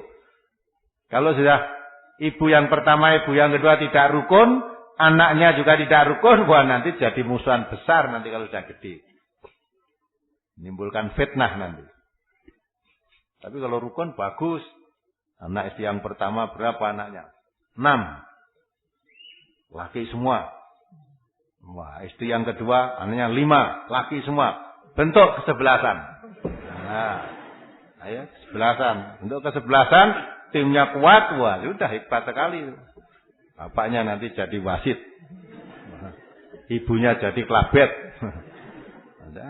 Hebat. Orang kok jadi musuh. Wah, jadi musuh itu sudah susah nanti. Sampai bapaknya sudah meninggal pun anaknya musuhan belum selesai. Turun-temurun itu nanti akhirnya malah. Maka ada doa Nabi itu wala taftina ba'dahu. Jangan ada fitnah sesudahnya. Artinya sesudah orang ini mati, di belakang kematiannya ada jangan timbul-timbul fitnah. Timbul-timbul bencana, timbul-timbul musibah. Anaknya tidak rukun, rebutan warisan, rebutan ini, walah itu fitnah besar. Padahal yang direbutkan itu kalau orang mau berpikir, ini semua dulu milik bapak. Sekarang bapak sudah mati. Ternyata semua ditinggal. Lah kok gue rebutan besok ya mati, ya ditinggal meneh. Kenapa kamu mewariskan warisan yang menimbulkan kekacauan? Barang yang tidak ada nilainya sama sekali. Maka wariskanlah ilmu. Wariskanlah persaudaraan yang baik. Wariskanlah keakraban dalam ukhuwah. Nah, sehingga bisa menjadi contoh. Istrinya loro, ketemu raluruan malah idon-idonan. Nah, itu memalukan begitu itu. Memalukan. Apalagi? Saya seorang suami, bila ada mau dengan istri tak bisa terbendung. Bila istri tidak mau, saya sering gelisah. Kadang saya takut bila sering-sering seperti itu, istri saya dilaknat Allah atau malaikat. Kalau saya tidak ridho, mungkin itu bukan kesalahan istri, tetapi kesalahan saya juga. Kadang kalau istri ada tanda-tanda tidak mau, tidak saya lanjutkan. Tetapi timbul keinginan yang jelek untuk onani. Apakah ini merupakan kelainan pada diri saya? Bagaimana cara mengatasinya? Mohon petunjuknya agar kebiasaan yang buruk ini tidak terulang lagi. Ya, itu kesalahan, itu ada kelainan. Kenapa kamu punya istri kok malah onani? Nah, istri saya nggak mau. Kenapa kok suami tidak bisa merayu istrinya? Kenapa kok nggak mau? Gitu. Lah istri juga begitu. Kenapa diajak suaminya kok tidak mau? Ada loh istri diajak suaminya nggak mau, diajak orang lain malah cemerintil. Itu dah. Lah istri-istri calon neraka begini. Maka Nabi kita mengatakan kalau si istri diajak oleh suami untuk tidur bersama tidak mau, dilaknat oleh malaikat sampai suaminya ridho. Sampai dikatakan oleh Nabi, sekalipun kamu di atas kendaraan pun harus mau. Kalau diajak suami, kebetulan di atas kendaraan suaminya menginginkan, mau. Kalau kamu sedang masak, ya, sedang mengkeringkan tempe, penggoreng tahu, suaminya membutuhkan, tinggal dulu tempenya. Tempenya tinggal dulu. Ya. Suaminya dituruti dulu. Nah, itu. Maka Nabi mengatakan, andai kata orang boleh sujud pada orang lain, saya perintahkan istri itu sujud pada suami. Tapi tidak boleh kan? Itu maksudnya istri yang solihah itu dilihat suaminya serba menyenangkan. Nah tadi istri ndelok suaminya ndelok, wah kita gelagate ora nyenengke, mesti ra gelem iki. Nah, ndelok wis ora nyenengke sik. Kalau diperintah diajak nurut selama perintahnya atau ajaannya tidak maksiat. Harus diturut.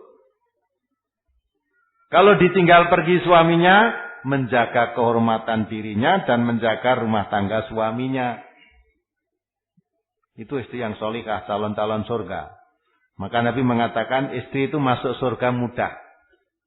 Kalau dia sholat 5 waktu dengan baik, kemudian dia mentaati perintah-perintah suaminya, dia bisa menyenangkan suaminya dalam hal yang dibenarkan oleh agama.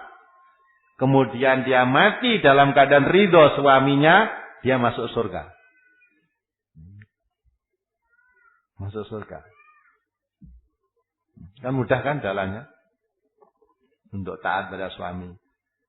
Dan suaminya tadi juga harus lihat, istri saya kok diajak begitu kok tidak mau, itu apa salah saya, juga dilihat. Ada loh istri, karena Nabi juga mengatakan kalau kamu mengajak istrimu untuk berintim tadi, jangan kamu lakukan seperti seekor burung, seperti seekor ayam. Ayam itu kan kejar langsung cengklak gitu aja kan, ayam-ayam. Loh, kalau kamu sebagai suami jangan seperti itu, kamu manusia. Masa istrinya lagi ke pasar, lagi ngeduknya tengok langsung di. Itu kan nggak pas begitu.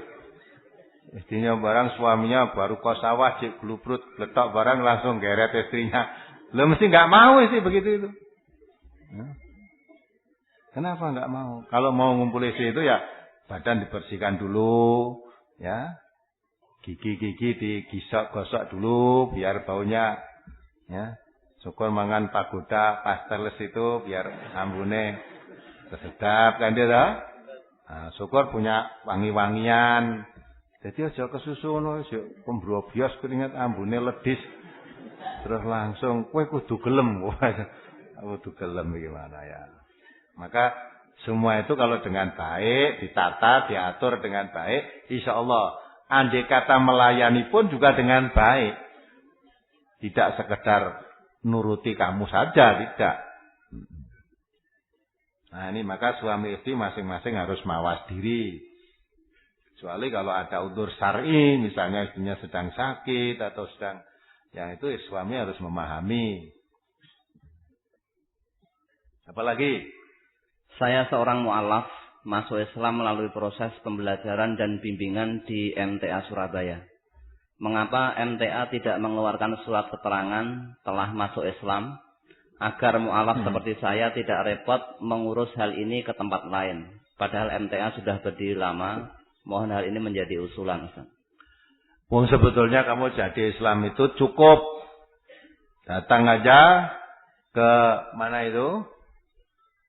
Ke AUA atau ke tempat lurahan itu minta ganti KTP-nya. Kalau dulu ditulis agamanya Kristen, katakan sekarang saya minta ganti KTP, sekarang saya menjadi orang Islam. Sudah ganti Islam, sudah selesai urusan data anggus sertifikat.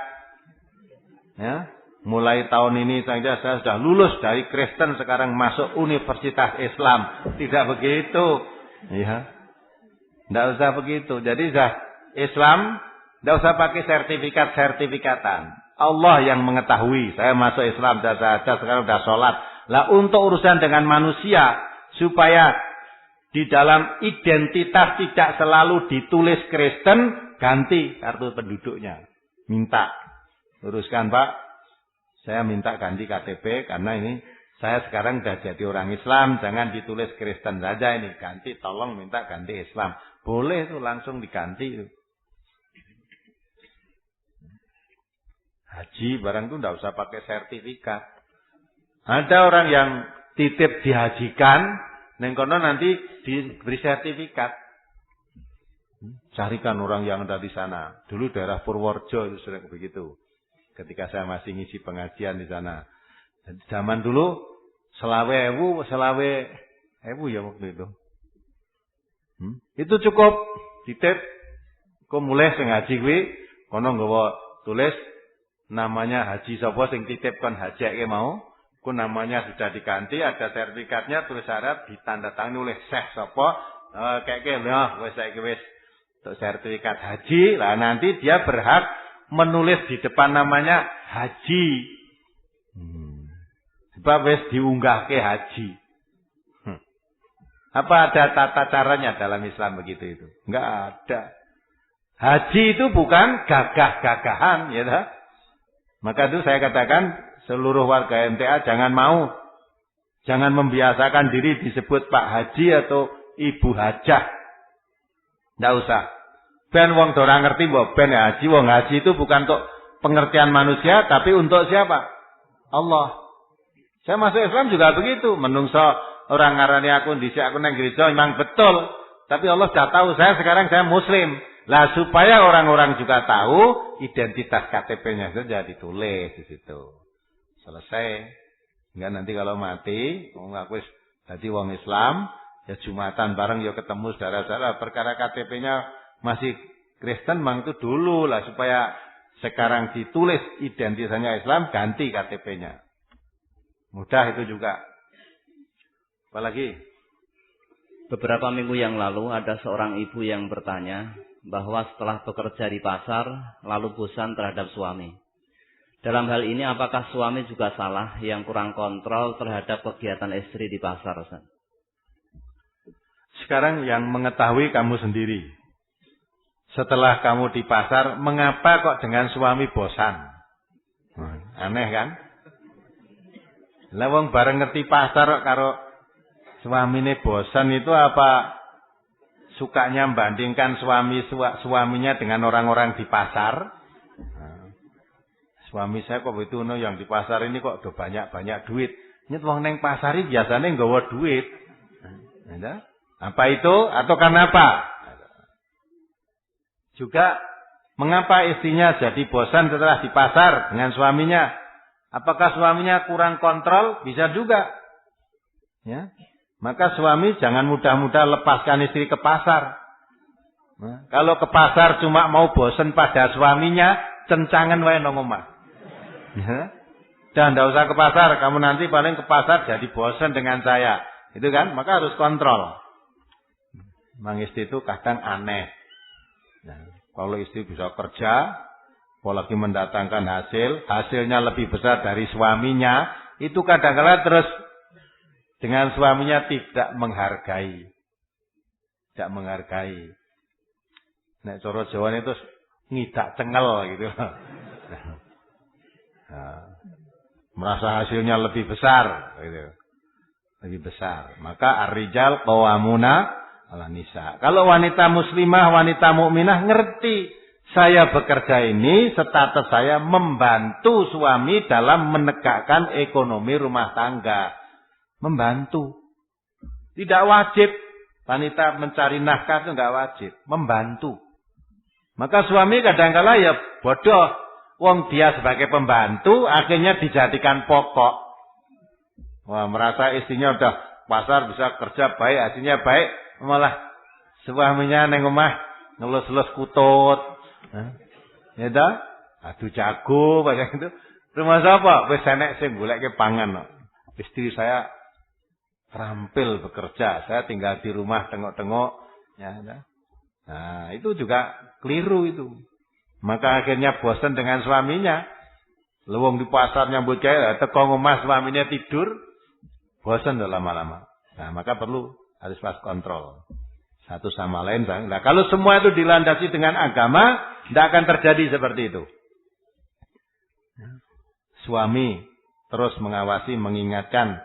Kalau istrinya menyimpang diingatkan, istri juga begitu. Kalau suaminya menyimpang, Mas atau Pak, bagaimana cara manggil?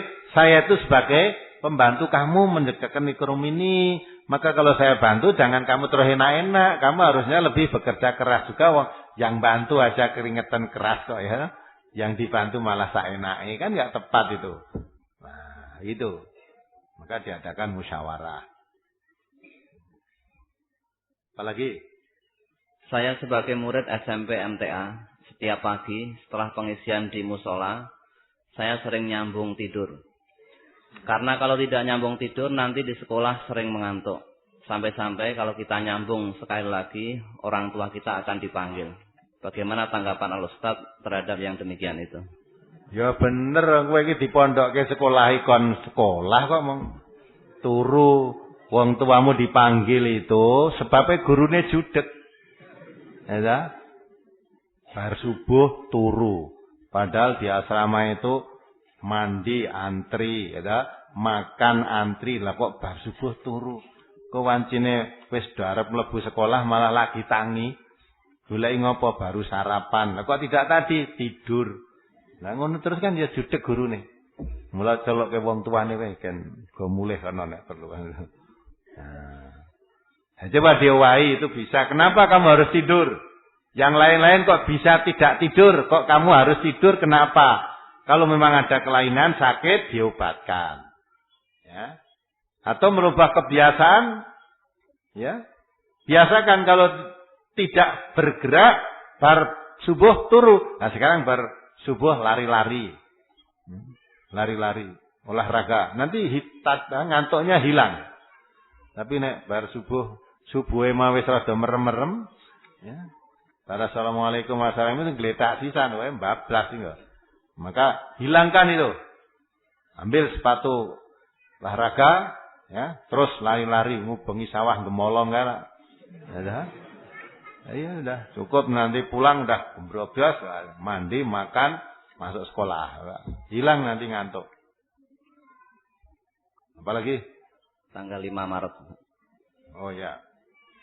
Lafaz azan subuh as-sholatu khairu minan naum, yang benar kata an-naum itu dibaca panjang apa pendek? Boleh panjang, boleh pendek, boleh. Kalau tulisannya memang pendek. Ya. Apalagi? Saya seorang pedagang di pasar. Di pasar diadakan arisan sepeda motor dengan cara siapa yang bisa menembak dengan harga tinggi, dialah yang dapat sepeda motor. Yang demikian itu bagaimana hukumnya menurut Islam? Nah itu arisan kok ngono kuwi jenenge dudu arisan kuwi. Ya, arisan yang betul murni itu kan seperti menabung, ya ta? Nabung, terus di lotre, diundi. Sing entuk undian, oh kowe entuk sik. Entuk undian, entuk dhisik, itu arisan sing murni ngono kuwi. Nek anggo tembak-tembakan kuwi berarti arisan campuran tembakan. Ya enggak? Sing iso lelang dhuwur dhewe lah kuwi sing entuk.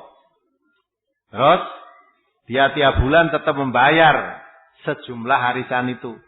Kalau nanti dihitung-hitung dengan tembakan tadi malah melebihi daripada arisan yang sebenarnya, nah itu enggak wajar itu. Arisannya malah entuk luwih larang iki piye? Atau arisan duit ya begitu misalnya.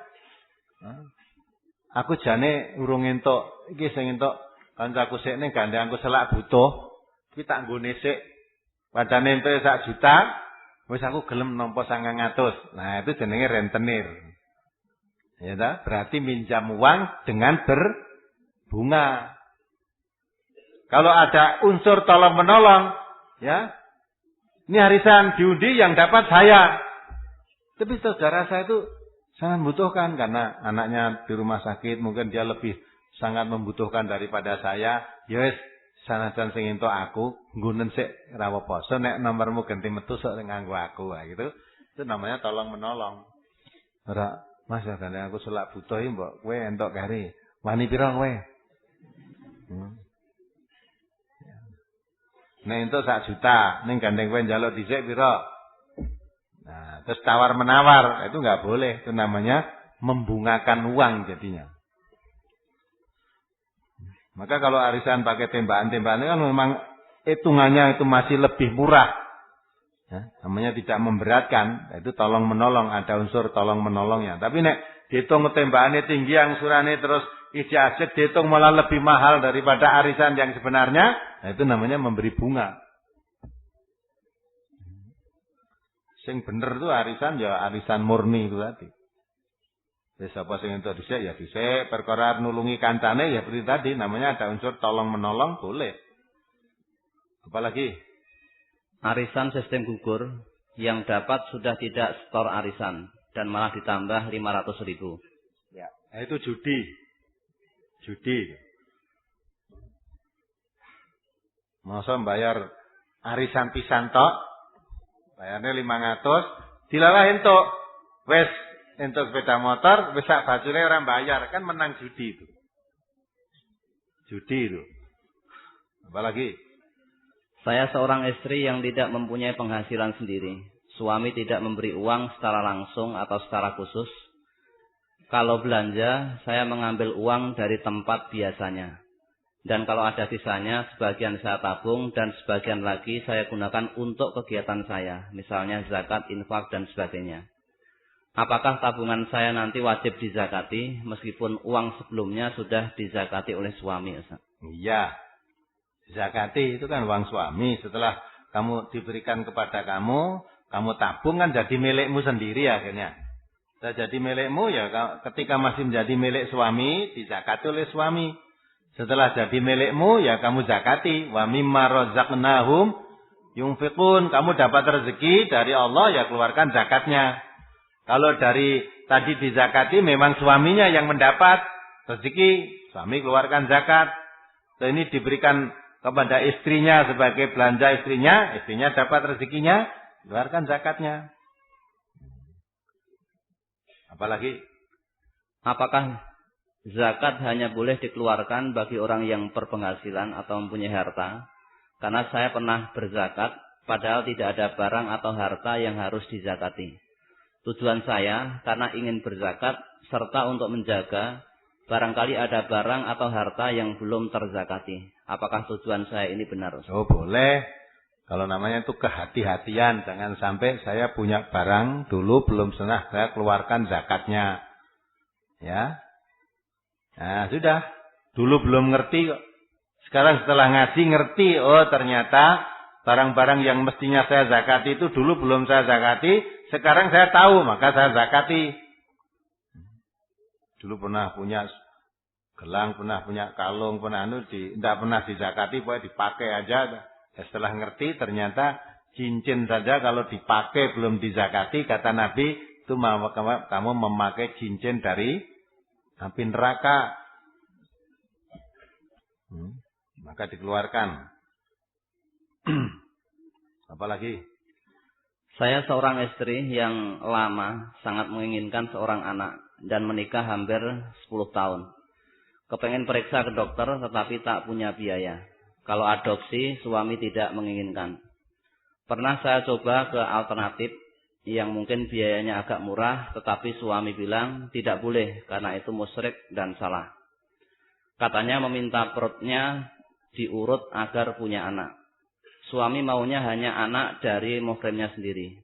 Pernah ada keluarga yang hamil dan saya coba minta untuk merawatnya, tetapi tidak boleh. Saya mengerti, mungkin seorang ibu berat untuk melepaskan anaknya. Setiap hari saya hanya bisa menangis dan berdoa. Sekarang usia saya sudah 27 tahun dan suami 39 tahun. Setiap saya ajak bicara soal anak, suami selalu menjawab dengan pasrah pada Allah dan membuat saya menangis dan merasa sendiri. Untuk itu mohon saran dan nasihatnya agar saya tidak merasa sedih setiap hari, Ustaz. Nah kenapa orang di anak kok sedih? Apa nek sedih terus anaknya metu? Ya sedih menangis itu tidak benar. Periksa kepada dokter ahli itu benar, jadi coba diperiksa. Kalau memang takut harganya periksa itu mahal, coba menabung. Ya, menabung. Biar yakin sebetulnya tidak punya anak itu karena siapa? Apa karena saya atau karena suami? Kalau memang tidak punya anak karena kamu, betul, karena istri tadi, padahal istri sangat menginginkan anak, ya, suaminya suruh nikah lagi. Biar punya anak daripada mupu anak akhirnya nanti kalau gede tidak mahram, ya susah nanti. Apalagi kalau nakal, ya, rasa ngopeni dengan baik akhirnya nakal dudu anake pisan kan juga. Ya, jadi kecewa di belakang hari nanti. Kalau ternyata yang tidak punya anak karena suami, ya sudah. Memang tidak punya anak. Itu sehingga kan pasti apa sebab tidak punya anak. Kalau semuanya baik kok tidak punya anak, mesti ada sesuatu yang menghalang. Lah perlu bisa diobat ke dokter bagaimana supaya bisa punya anak. Lah sebelum punya anak tidak perlu nangis, sabarlah. Sabar. Sabar itu bukan berarti pasrah ora berusaha, ya berusaha. Belum tentu kalau punya anak itu mesti baik. Jadi orang tidak punya anak itu juga kalau mau menerima dengan baik, dengan sabar, itu malah untung kok. Tidak pernah dibikin pusing karena anak. Orang tahu digawe deg-degan karena anak. Banyak loh ibu nggak bisa tidur karena anaknya. Banyak di sana tabrakan di depan geladak sana. Wah ibu rasa turus sebab ngerti anaknya gawene kebut-kebutan. Beda motor gak persis tadi pagi sampai sekarang belum pulang kok ada kerungu tabrakan. Ibunya nggak bisa tidur itu. Ini rada anak tabrakan, mas ben anake sapa kae. Jadi kan Jadi semua diambil hikmahnya. Asa antakrahu syai'an wa huwa khairul lakum. Apa yang kamu tidak suka di balik itu mungkin ada baiknya. Tapi apa yang kamu suka di balik itu mungkin ada tidak baiknya. Maka diberi anak oleh Allah ya alhamdulillah, diopeni dengan baik. Kalau belum diberi ya sabar. Sabarlah. Mudah-mudahan ada hikmahnya. Tidak usah khawatir, aku nek ora ndek anak nek tua sing ngopeni sapa. Nah, kali itu ada tawakale berbelok namanya. Jadi duwe anak mung butuh sok nek tua kon ngopeni, seolah-olah nek ora ndek anak sok ora nek sing ngopeni nganti mati, ya sudah itu berarti akan diangkat anaknya menjadi Tuhan. Ya kan? Jangan. Orang jangan ngarep-arep. Masuk nek aku wis tuwa ra duwe anak, ora ya nek dingu karo Gusti Allah, ora enek le ngopeni. Ya ta? Belum tentu nek kowe ngarep-arep anak bareng tua ngopeni tenan. Diarep-arep tenan bareng anake wis bisa nyambut gawe, wis sugih, ibuke dadi wong tua, malah deloni ibuke isin anake. Ya. Anak isin. Terus ditokokke panti jompo itu loh. Yang dijompo-jompo itu bukan ndak punya anak. Ya. Bukan orang tidak punya orang tua, bukan ini. Bukan tidak punya anak. Ada juga punya anak, neng anaknya rumangsa repot ngopeni rumah wis tak koke panti jompo. Timbang aku ngopeni wong tua wis pilih bayari. Padahal kalau menurut Nabi, kalau anak di situ orang tua menjadi tanggungannya sampai usia lanjut, sampai mati di pangkuannya. Kok tidak bisa masuk surga anak itu? Rugi anak itu. Maksudnya apa? Jadi kalau orang tua, anak ngopeni orang tuanya yang sudah lanjut usia tidak bisa berbuat apa-apa itu pintu surga dibuka. Kesempatan besar untuk masuk surga. Maka kalau sampai tidak bisa masuk surga sedang orang tuanya di sini sampai meninggal, kok tidak bisa masuk surga, rugi anak itu sehingga tidak bisa berbuat baik pada orang tuanya. Ridallah fi ridal walidain. Maka anak ini diloni wong tua seneng syukur. Aja nggo lempar-lemparan. Ini lho, diloni wong tuane lagi rong sasi, mbok kowe nang kene rong sasi, saiki melu ngene Mas kono genti. Anake ora aku tok to. Nah, ngene Mas kono. Kok lagi nang kono setengah sasi, lagi setengah sasi kok rene neh. Ya kudu nang kono sesasi, nang kono sesasi, digilir lho mbok, aja nang kene terus. Padahal dhisik anak iki melu mboke nganti tua dinikahke nang kono terus ora diusir karo mboke. Ora diusir, lagi sesasi wis diusir kon nang kono terus. Nah, itu anak ya. Maka Nabi mengatakan, ya, anak itu mau balas kebaikan orang tua.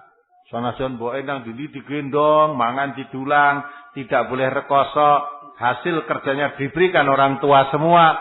Itu tanyakan pada Nabi, ya Rasulullah, apa saya sudah membalas kebaikan orang tua? Nabi mengatakan belum, satu napas pun belum. Nek cara Jawa sak kukune ireng-ireng balas. Urung. Sebab apa? Ibumu dulu menggendong kamu ke sana kemari itu dengan harapan umurmu panjang. Supaya kamu panjang umur. Nek kowe gendong ibumu rono rene batinmu ngarep-arep mbokmu muga-muga ndang kelis mati kan gitu kan? Ya, maka kalau anaknya sakit, ibunya bingung mengobatkan sana.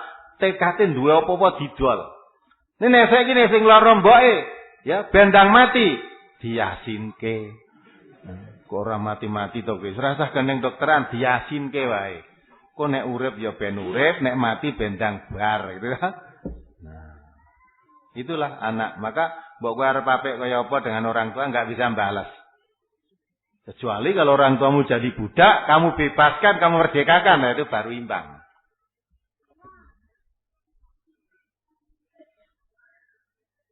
Apalagi?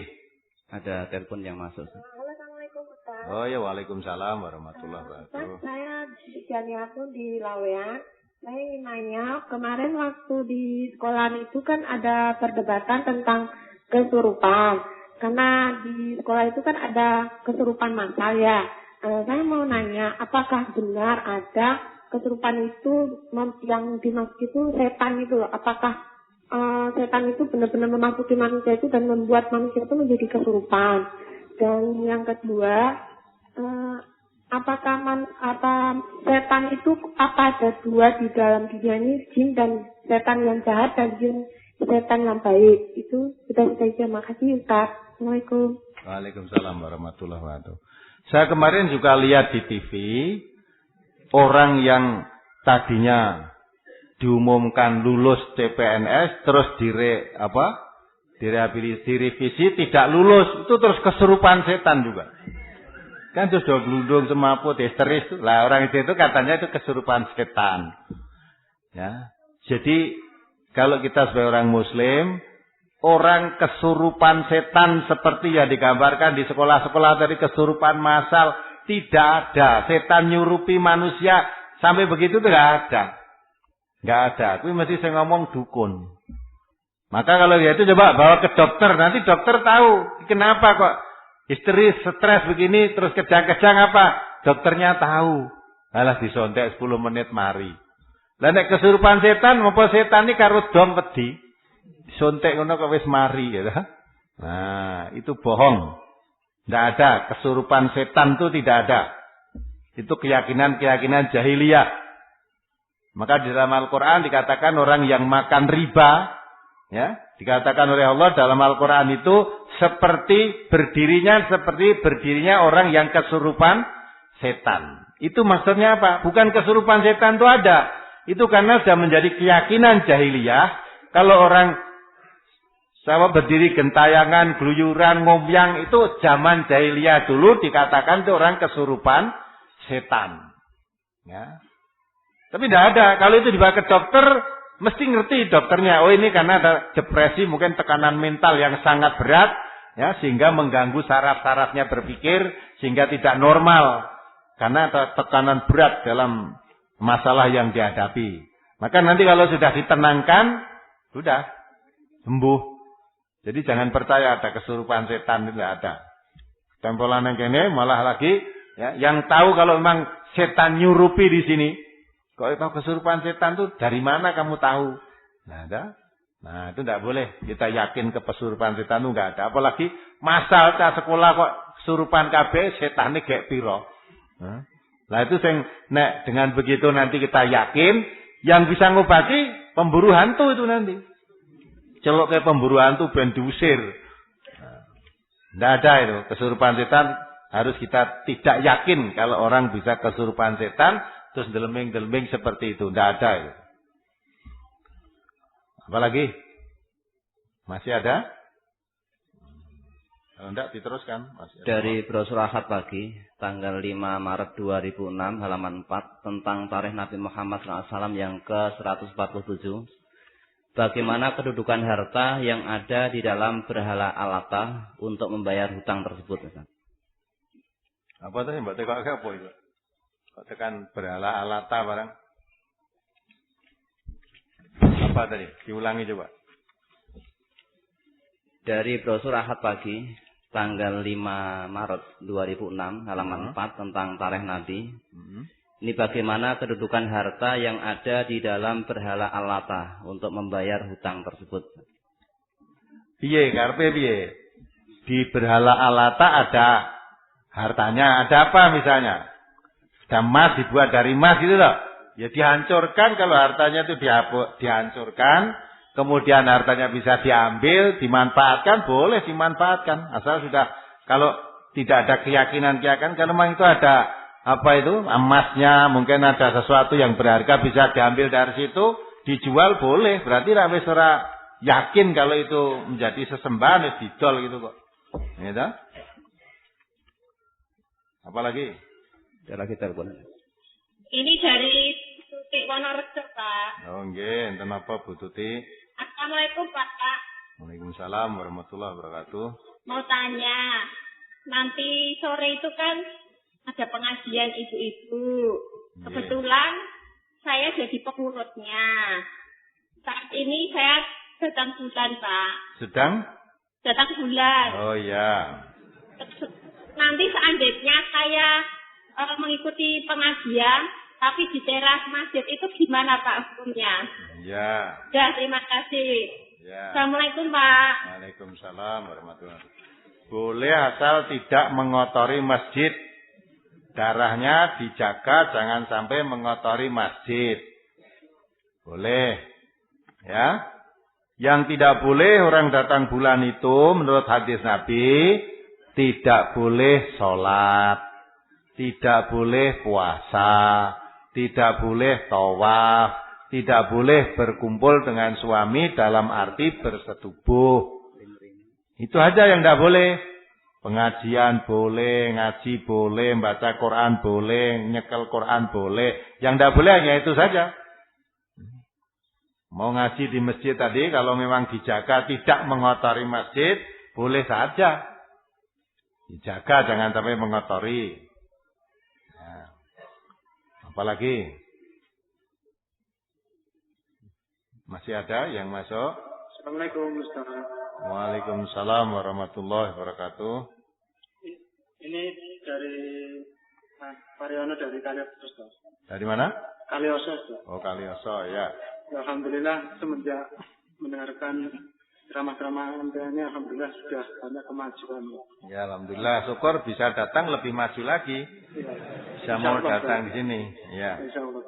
Ini tadi mau tanya Ustaz. Tadi Ustaz menjelaskan masalah kewajiban. Ini kebetulan ini kasih cobaan.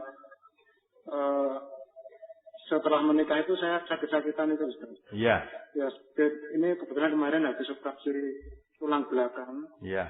Nah itu saya asa minder sebagai suami dan saya mencari nafkah itu agak ya mungkin kondisi ya Ustaz. Yang pertama itu mungkin, yang kedua kalau dengan non muslim sebenarnya berdagang atau non muslim itu gimana Ustaz? Berdagang. Berdagang dengan non muslim. Berdagang. Oh iya, boleh saja. Berdagang dengan non muslim boleh. Jadi kita mengadakan hubungan dengan siapapun boleh. Asal tidak dengan orang Israel. Nah, karena itu kalau dengan Israel kan dilarang oleh negara kita ini ya. Nah, jadi kalau hubungan dagang dengan orang non-muslim boleh. Apa kita membeli atau kita menjual. Kalau orang kafir punya barang-barang yang memang kita butuhkan sebagai barang dagangan, kita kulaan ke sana boleh. Kita punya barang yang memang mau dibeli orang kafir, kita memang pedagang, ya boleh asal cocok harganya, boleh silahkan. Boleh, jadi jual beli itu kepada siapa boleh, asal ya kita lakukan jual beli dengan cara yang betul. Tidak menipu, tidak memalsukan dagangan, tidak mengurangi timbangan dan takaran, secara jujur boleh. Sekalipun orang kafir. Dan apa yang terjadi setiap hari di kalangan kita kan juga begitu. Kita beli pakaian-pakaian ini banyak yang beli di tempat orang-orang kafir. Apalagi kendaraan, sepeda motor banyak itu. Ya. Boleh. Assalamualaikum Ustaz. Waalaikumsalam warahmatullahi wabarakatuh. Dari Watna di Klaten. Iya, ya. Ini mohon tanya Pak. Ini apa ya? Tadi kan Ustaz mengatakan kalau istri disuruh taat pada laki-laki. Kalau seandainya ya laki-laki itu baru puasa Senin Kemis. Iya. Terus saya juga dengar dari Ustazah di radio swasta Solo. Katanya kalau istri mau minta kumpul itu suami harus tanggap. Nah itu ada suami yang foto Senin Kemis itu, tapi belajarnya itu mau minta itu. Ini bagaimana tanggapan suami? Apa boleh membatalkan puasanya tadi? Ya boleh saja. Ya, Assalamualaikum. Waalaikumsalam warahmatullahi wabarakatuh. Kalau puasa Senin Kemis membatalkan boleh. Ya namanya tidak jadi poso gitu aja kan. Tapi kalau puasa Ramadan, puasa wajib tidak boleh. Kalau itu puasa Senin Kemis, puasa sunnah lah pokoknya. Ya, butuh itu kemudian tidak jadi puasa, boleh saja. Diteruskan puasa ya boleh, kalau karena nggak kuat daripada nggak bisa tidur, ya, boleh juga membatalkan. Terus Hukumnya dosa apa tidak? Ya tidak. Tidak dosa. Tetapi tidak jadi mendapat pahala puasa. Dia dapat pahala sedekah tadi. Ya, karena begitu itu sedekah. Kata Nabi juga dapat pahala. Jadi memberikan pada istri itu dapat pahala. Terus sahabat bertanya, ya Rasulullah, masa kumpul sama istri dapat rasa nikmat kemudian dapat pahala? Nabi mengatakan, bagaimana kalau itu diberikan, disalurkan pada yang tidak halal, dosa kan? Nah, kalau disalurkan pada yang tidak halal, dosa. Maka kalau diberikan pada yang halal, dapat pahala. Jadi dia tidak dapat pahala puasa, tapi dapat pahala bersedekah. Begitu indah ya Islam itu. Tapi kalau puasa wajib, jangan, tidak boleh. Apalagi? Dah, nggak ada lagi yang masuk? Mari. Halo. Ayo masuk Pak, sudah. Balik. Ya, Sidoarjo Sragen, ya. Pak, ini ya masalah keluarga Pak ya. Itu kalau istri sering pergi, terus pulang-pulang itu istilahnya marah gitu loh Pak. Ya. Gimana Pak itu Pak? Istri sering pergi, kalau pulang-pulang marah gitu. Jadi tanya marahnya kenapa, perginya kemana? Gitu.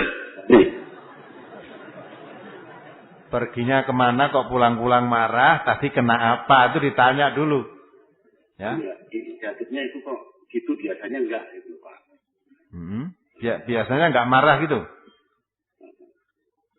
Maka itu, kalau istri pergi, perginya kemana? Kemudian kok marah, dalam beberapa tadi ada apa? Kok marah dibawa ke rumah? Rumah itu ada apa kamu marah? Orang marah itu mesti ada sebabnya. Lah yang dicari sebabnya itu apa? Kalau istri sering pergi, itu pun sebetulnya kalau si istri pergi meninggalkan rumah, itu harus seizin suami. Kalau suami tidak mengizinkan, tidak boleh pergi. Kalau si istri pergi, suami tidak mengizinkan, kemudian pulang-pulang marah, ya, itu mungkin daripada nanti suami saya marah dulu, tak marah duluan kan itu, karena merasa perginya tadi tidak izin suami sehingga dia merasa berbuat salah.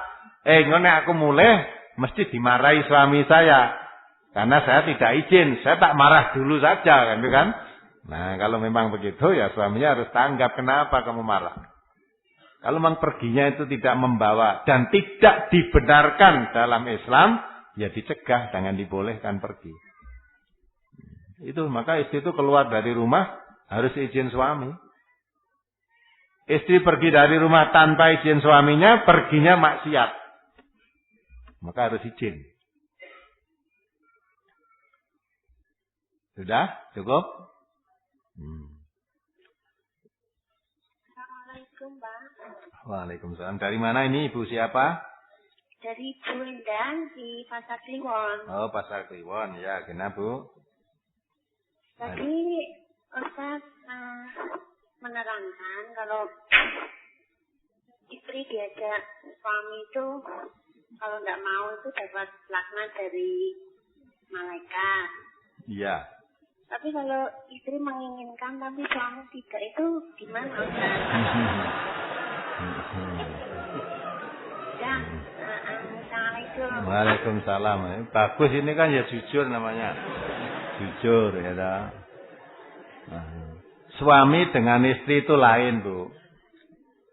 Kalau suami menginginkan, istri tidak mau, ya, itu berarti suaminya tersiksa. Ya kan? Maka supaya istri selalu mau. Tapi sekarang kalau yang istri yang menginginkan, suaminya tidak mau, mesti ada sebab. Sebab kalau istri itu sebetulnya tidak ingin, tetapi suaminya menginginkan, istri bisa menuruti, walaupun tidak ingin. Tapi kalau yang ingin istri, suaminya tidak ada gairah, tidak bisa nuruti. Kan nggak bisa kan? Jadi istri walaupun kepingin seperti apa, istrinya sedang lelah, sedang capek, sedang ngantuk, tidak ada gairah, kan nggak bisa menuruti. Nah, itu maka sebaiknya kalau sama-sama menginginkan lah itu yang paling baik. Kalau satu ingin, suaminya, istrinya ndak, ya sudah, saya sekedar menuruti suami itu bisa. Nah, bisa. Nurut pada suami. Tapi sekarang istrinya yang menginginkan, menggebu-gebu. Suaminya sedang nuruti, tidak bisa gitu. Tidak bisa. Maka lihat suaminya. Kalau memang suaminya sedang kesel, lelah, apalagi lelah batin ya. Fisiknya lelah, batinnya lelah, wah itu tidak bisa itu. Diubah-ubah nggak mau dia. Ya, nah itu bukan pornografi ya. Itu kenyataan orang hidup seperti itu. Kadang istri nggak mau tahu tentang suaminya. Kadang nggak mau tahu. Ngopo? Malah kadang-kadang dimarah. Karo istrine ora iso, engko nek karo wong liya malah iso. Loh, malah curiga. Kalau memang enggak bisa itu ya enggak bisa. Nah, maka kalau mumpung bisa, kalau suaminya mumpung bisa, istri jangan enggak mau. Wong kadang-kadang bisanya sok bisa sok tidak, ya. Maka dibikin senang, dibikin fresh, dibikin lah itu selalu bisa. Ya mudah-mudahan ibu yang tanya ini mungkin tampaknya sering minta suaminya enggak mau ini ya. Ya ini selamat dari ibu rombongan dari mana ini? Bekajah. 9 warga untuk mengikuti pengajian akad pagi. Ini yang pertama kali. Mudah-mudahan tidak kapok ini. Nah, baru pertama kali kok isinya suami minta istri, istri minta suami. Nah, ya toh? Boleh nih mau rombongan setelah ini mau lihat di gedung SMA dan asrama, boleh. Nih guru-guru SMA atau supaya ada yang khidmat di sana. Ini pimpinan asrama, nanti ada tamu yang mau datang ke sana 9 orang ini untuk melihat gedung SMA dan asrama putra, mungkin asrama putri juga kalau memang ada putrinya, boleh. Oh, dari Nganjuk. Pertama kali dari Nganjuk, putra semua boleh nanti datang SMA, nanti supaya ada guru SMA yang melayani di sana, juga langsung ke asrama putra, nanti bisa langsung nanti bisa lihat naik. Kemarin Kapolwil Surakarta yang baru, Jumat itu kemarin Jumatan di asrama putra sana, ya mengikuti Jumat beserta stafnya, ya karena baru. Sudah direncanakan 4 Jumat yang lalu berturut-turut selalu bersamaan terus. Nah, sehingga tidak bisa. Kemarin mendadak. Karena merasa bisa. Jam 9 baru telepon saya. Nanti mau ikut sholat Jumat di SMA, di MTA. Kemarin saya sama-sama kita di sana. Maka ini boleh nanti bapak-bapak yang dari Nganjuk. Supaya langsung aja nanti ke sana. Nah, setelah dari sana sebaiknya nanti mampir di pusat. Biar ngerti, kebetulan ketemu dengan warga dari berbagai penjuru daerah Indonesia ini di sana nanti. Dari Jakarta, dari Bandung, dari Kalimantan, kebetulan ini juga ada. Nah, mudah-mudahan lebih mengenal saudara-saudara kita yang ngaji itu. Ternyata jauh. Dari Nganjuk itu ya jauh, tapi belum lebih jauh lagi. Kalau dibanding yang dari Kalimantan, dari Jakarta, dari Medan, masih lebih jauh lagi. Baiklah, bapak-bapak, ibu-ibu dan saudara-saudara, saya rasa cukup sekian. Mari kita akhiri. Alhamdulillahirrahmanirrahim. Subhanakallahumma wa bihamdika asyhadu an la ilaha anta astaghfiruka wa atubu ilaik. Assalamualaikum warahmatullahi wabarakatuh.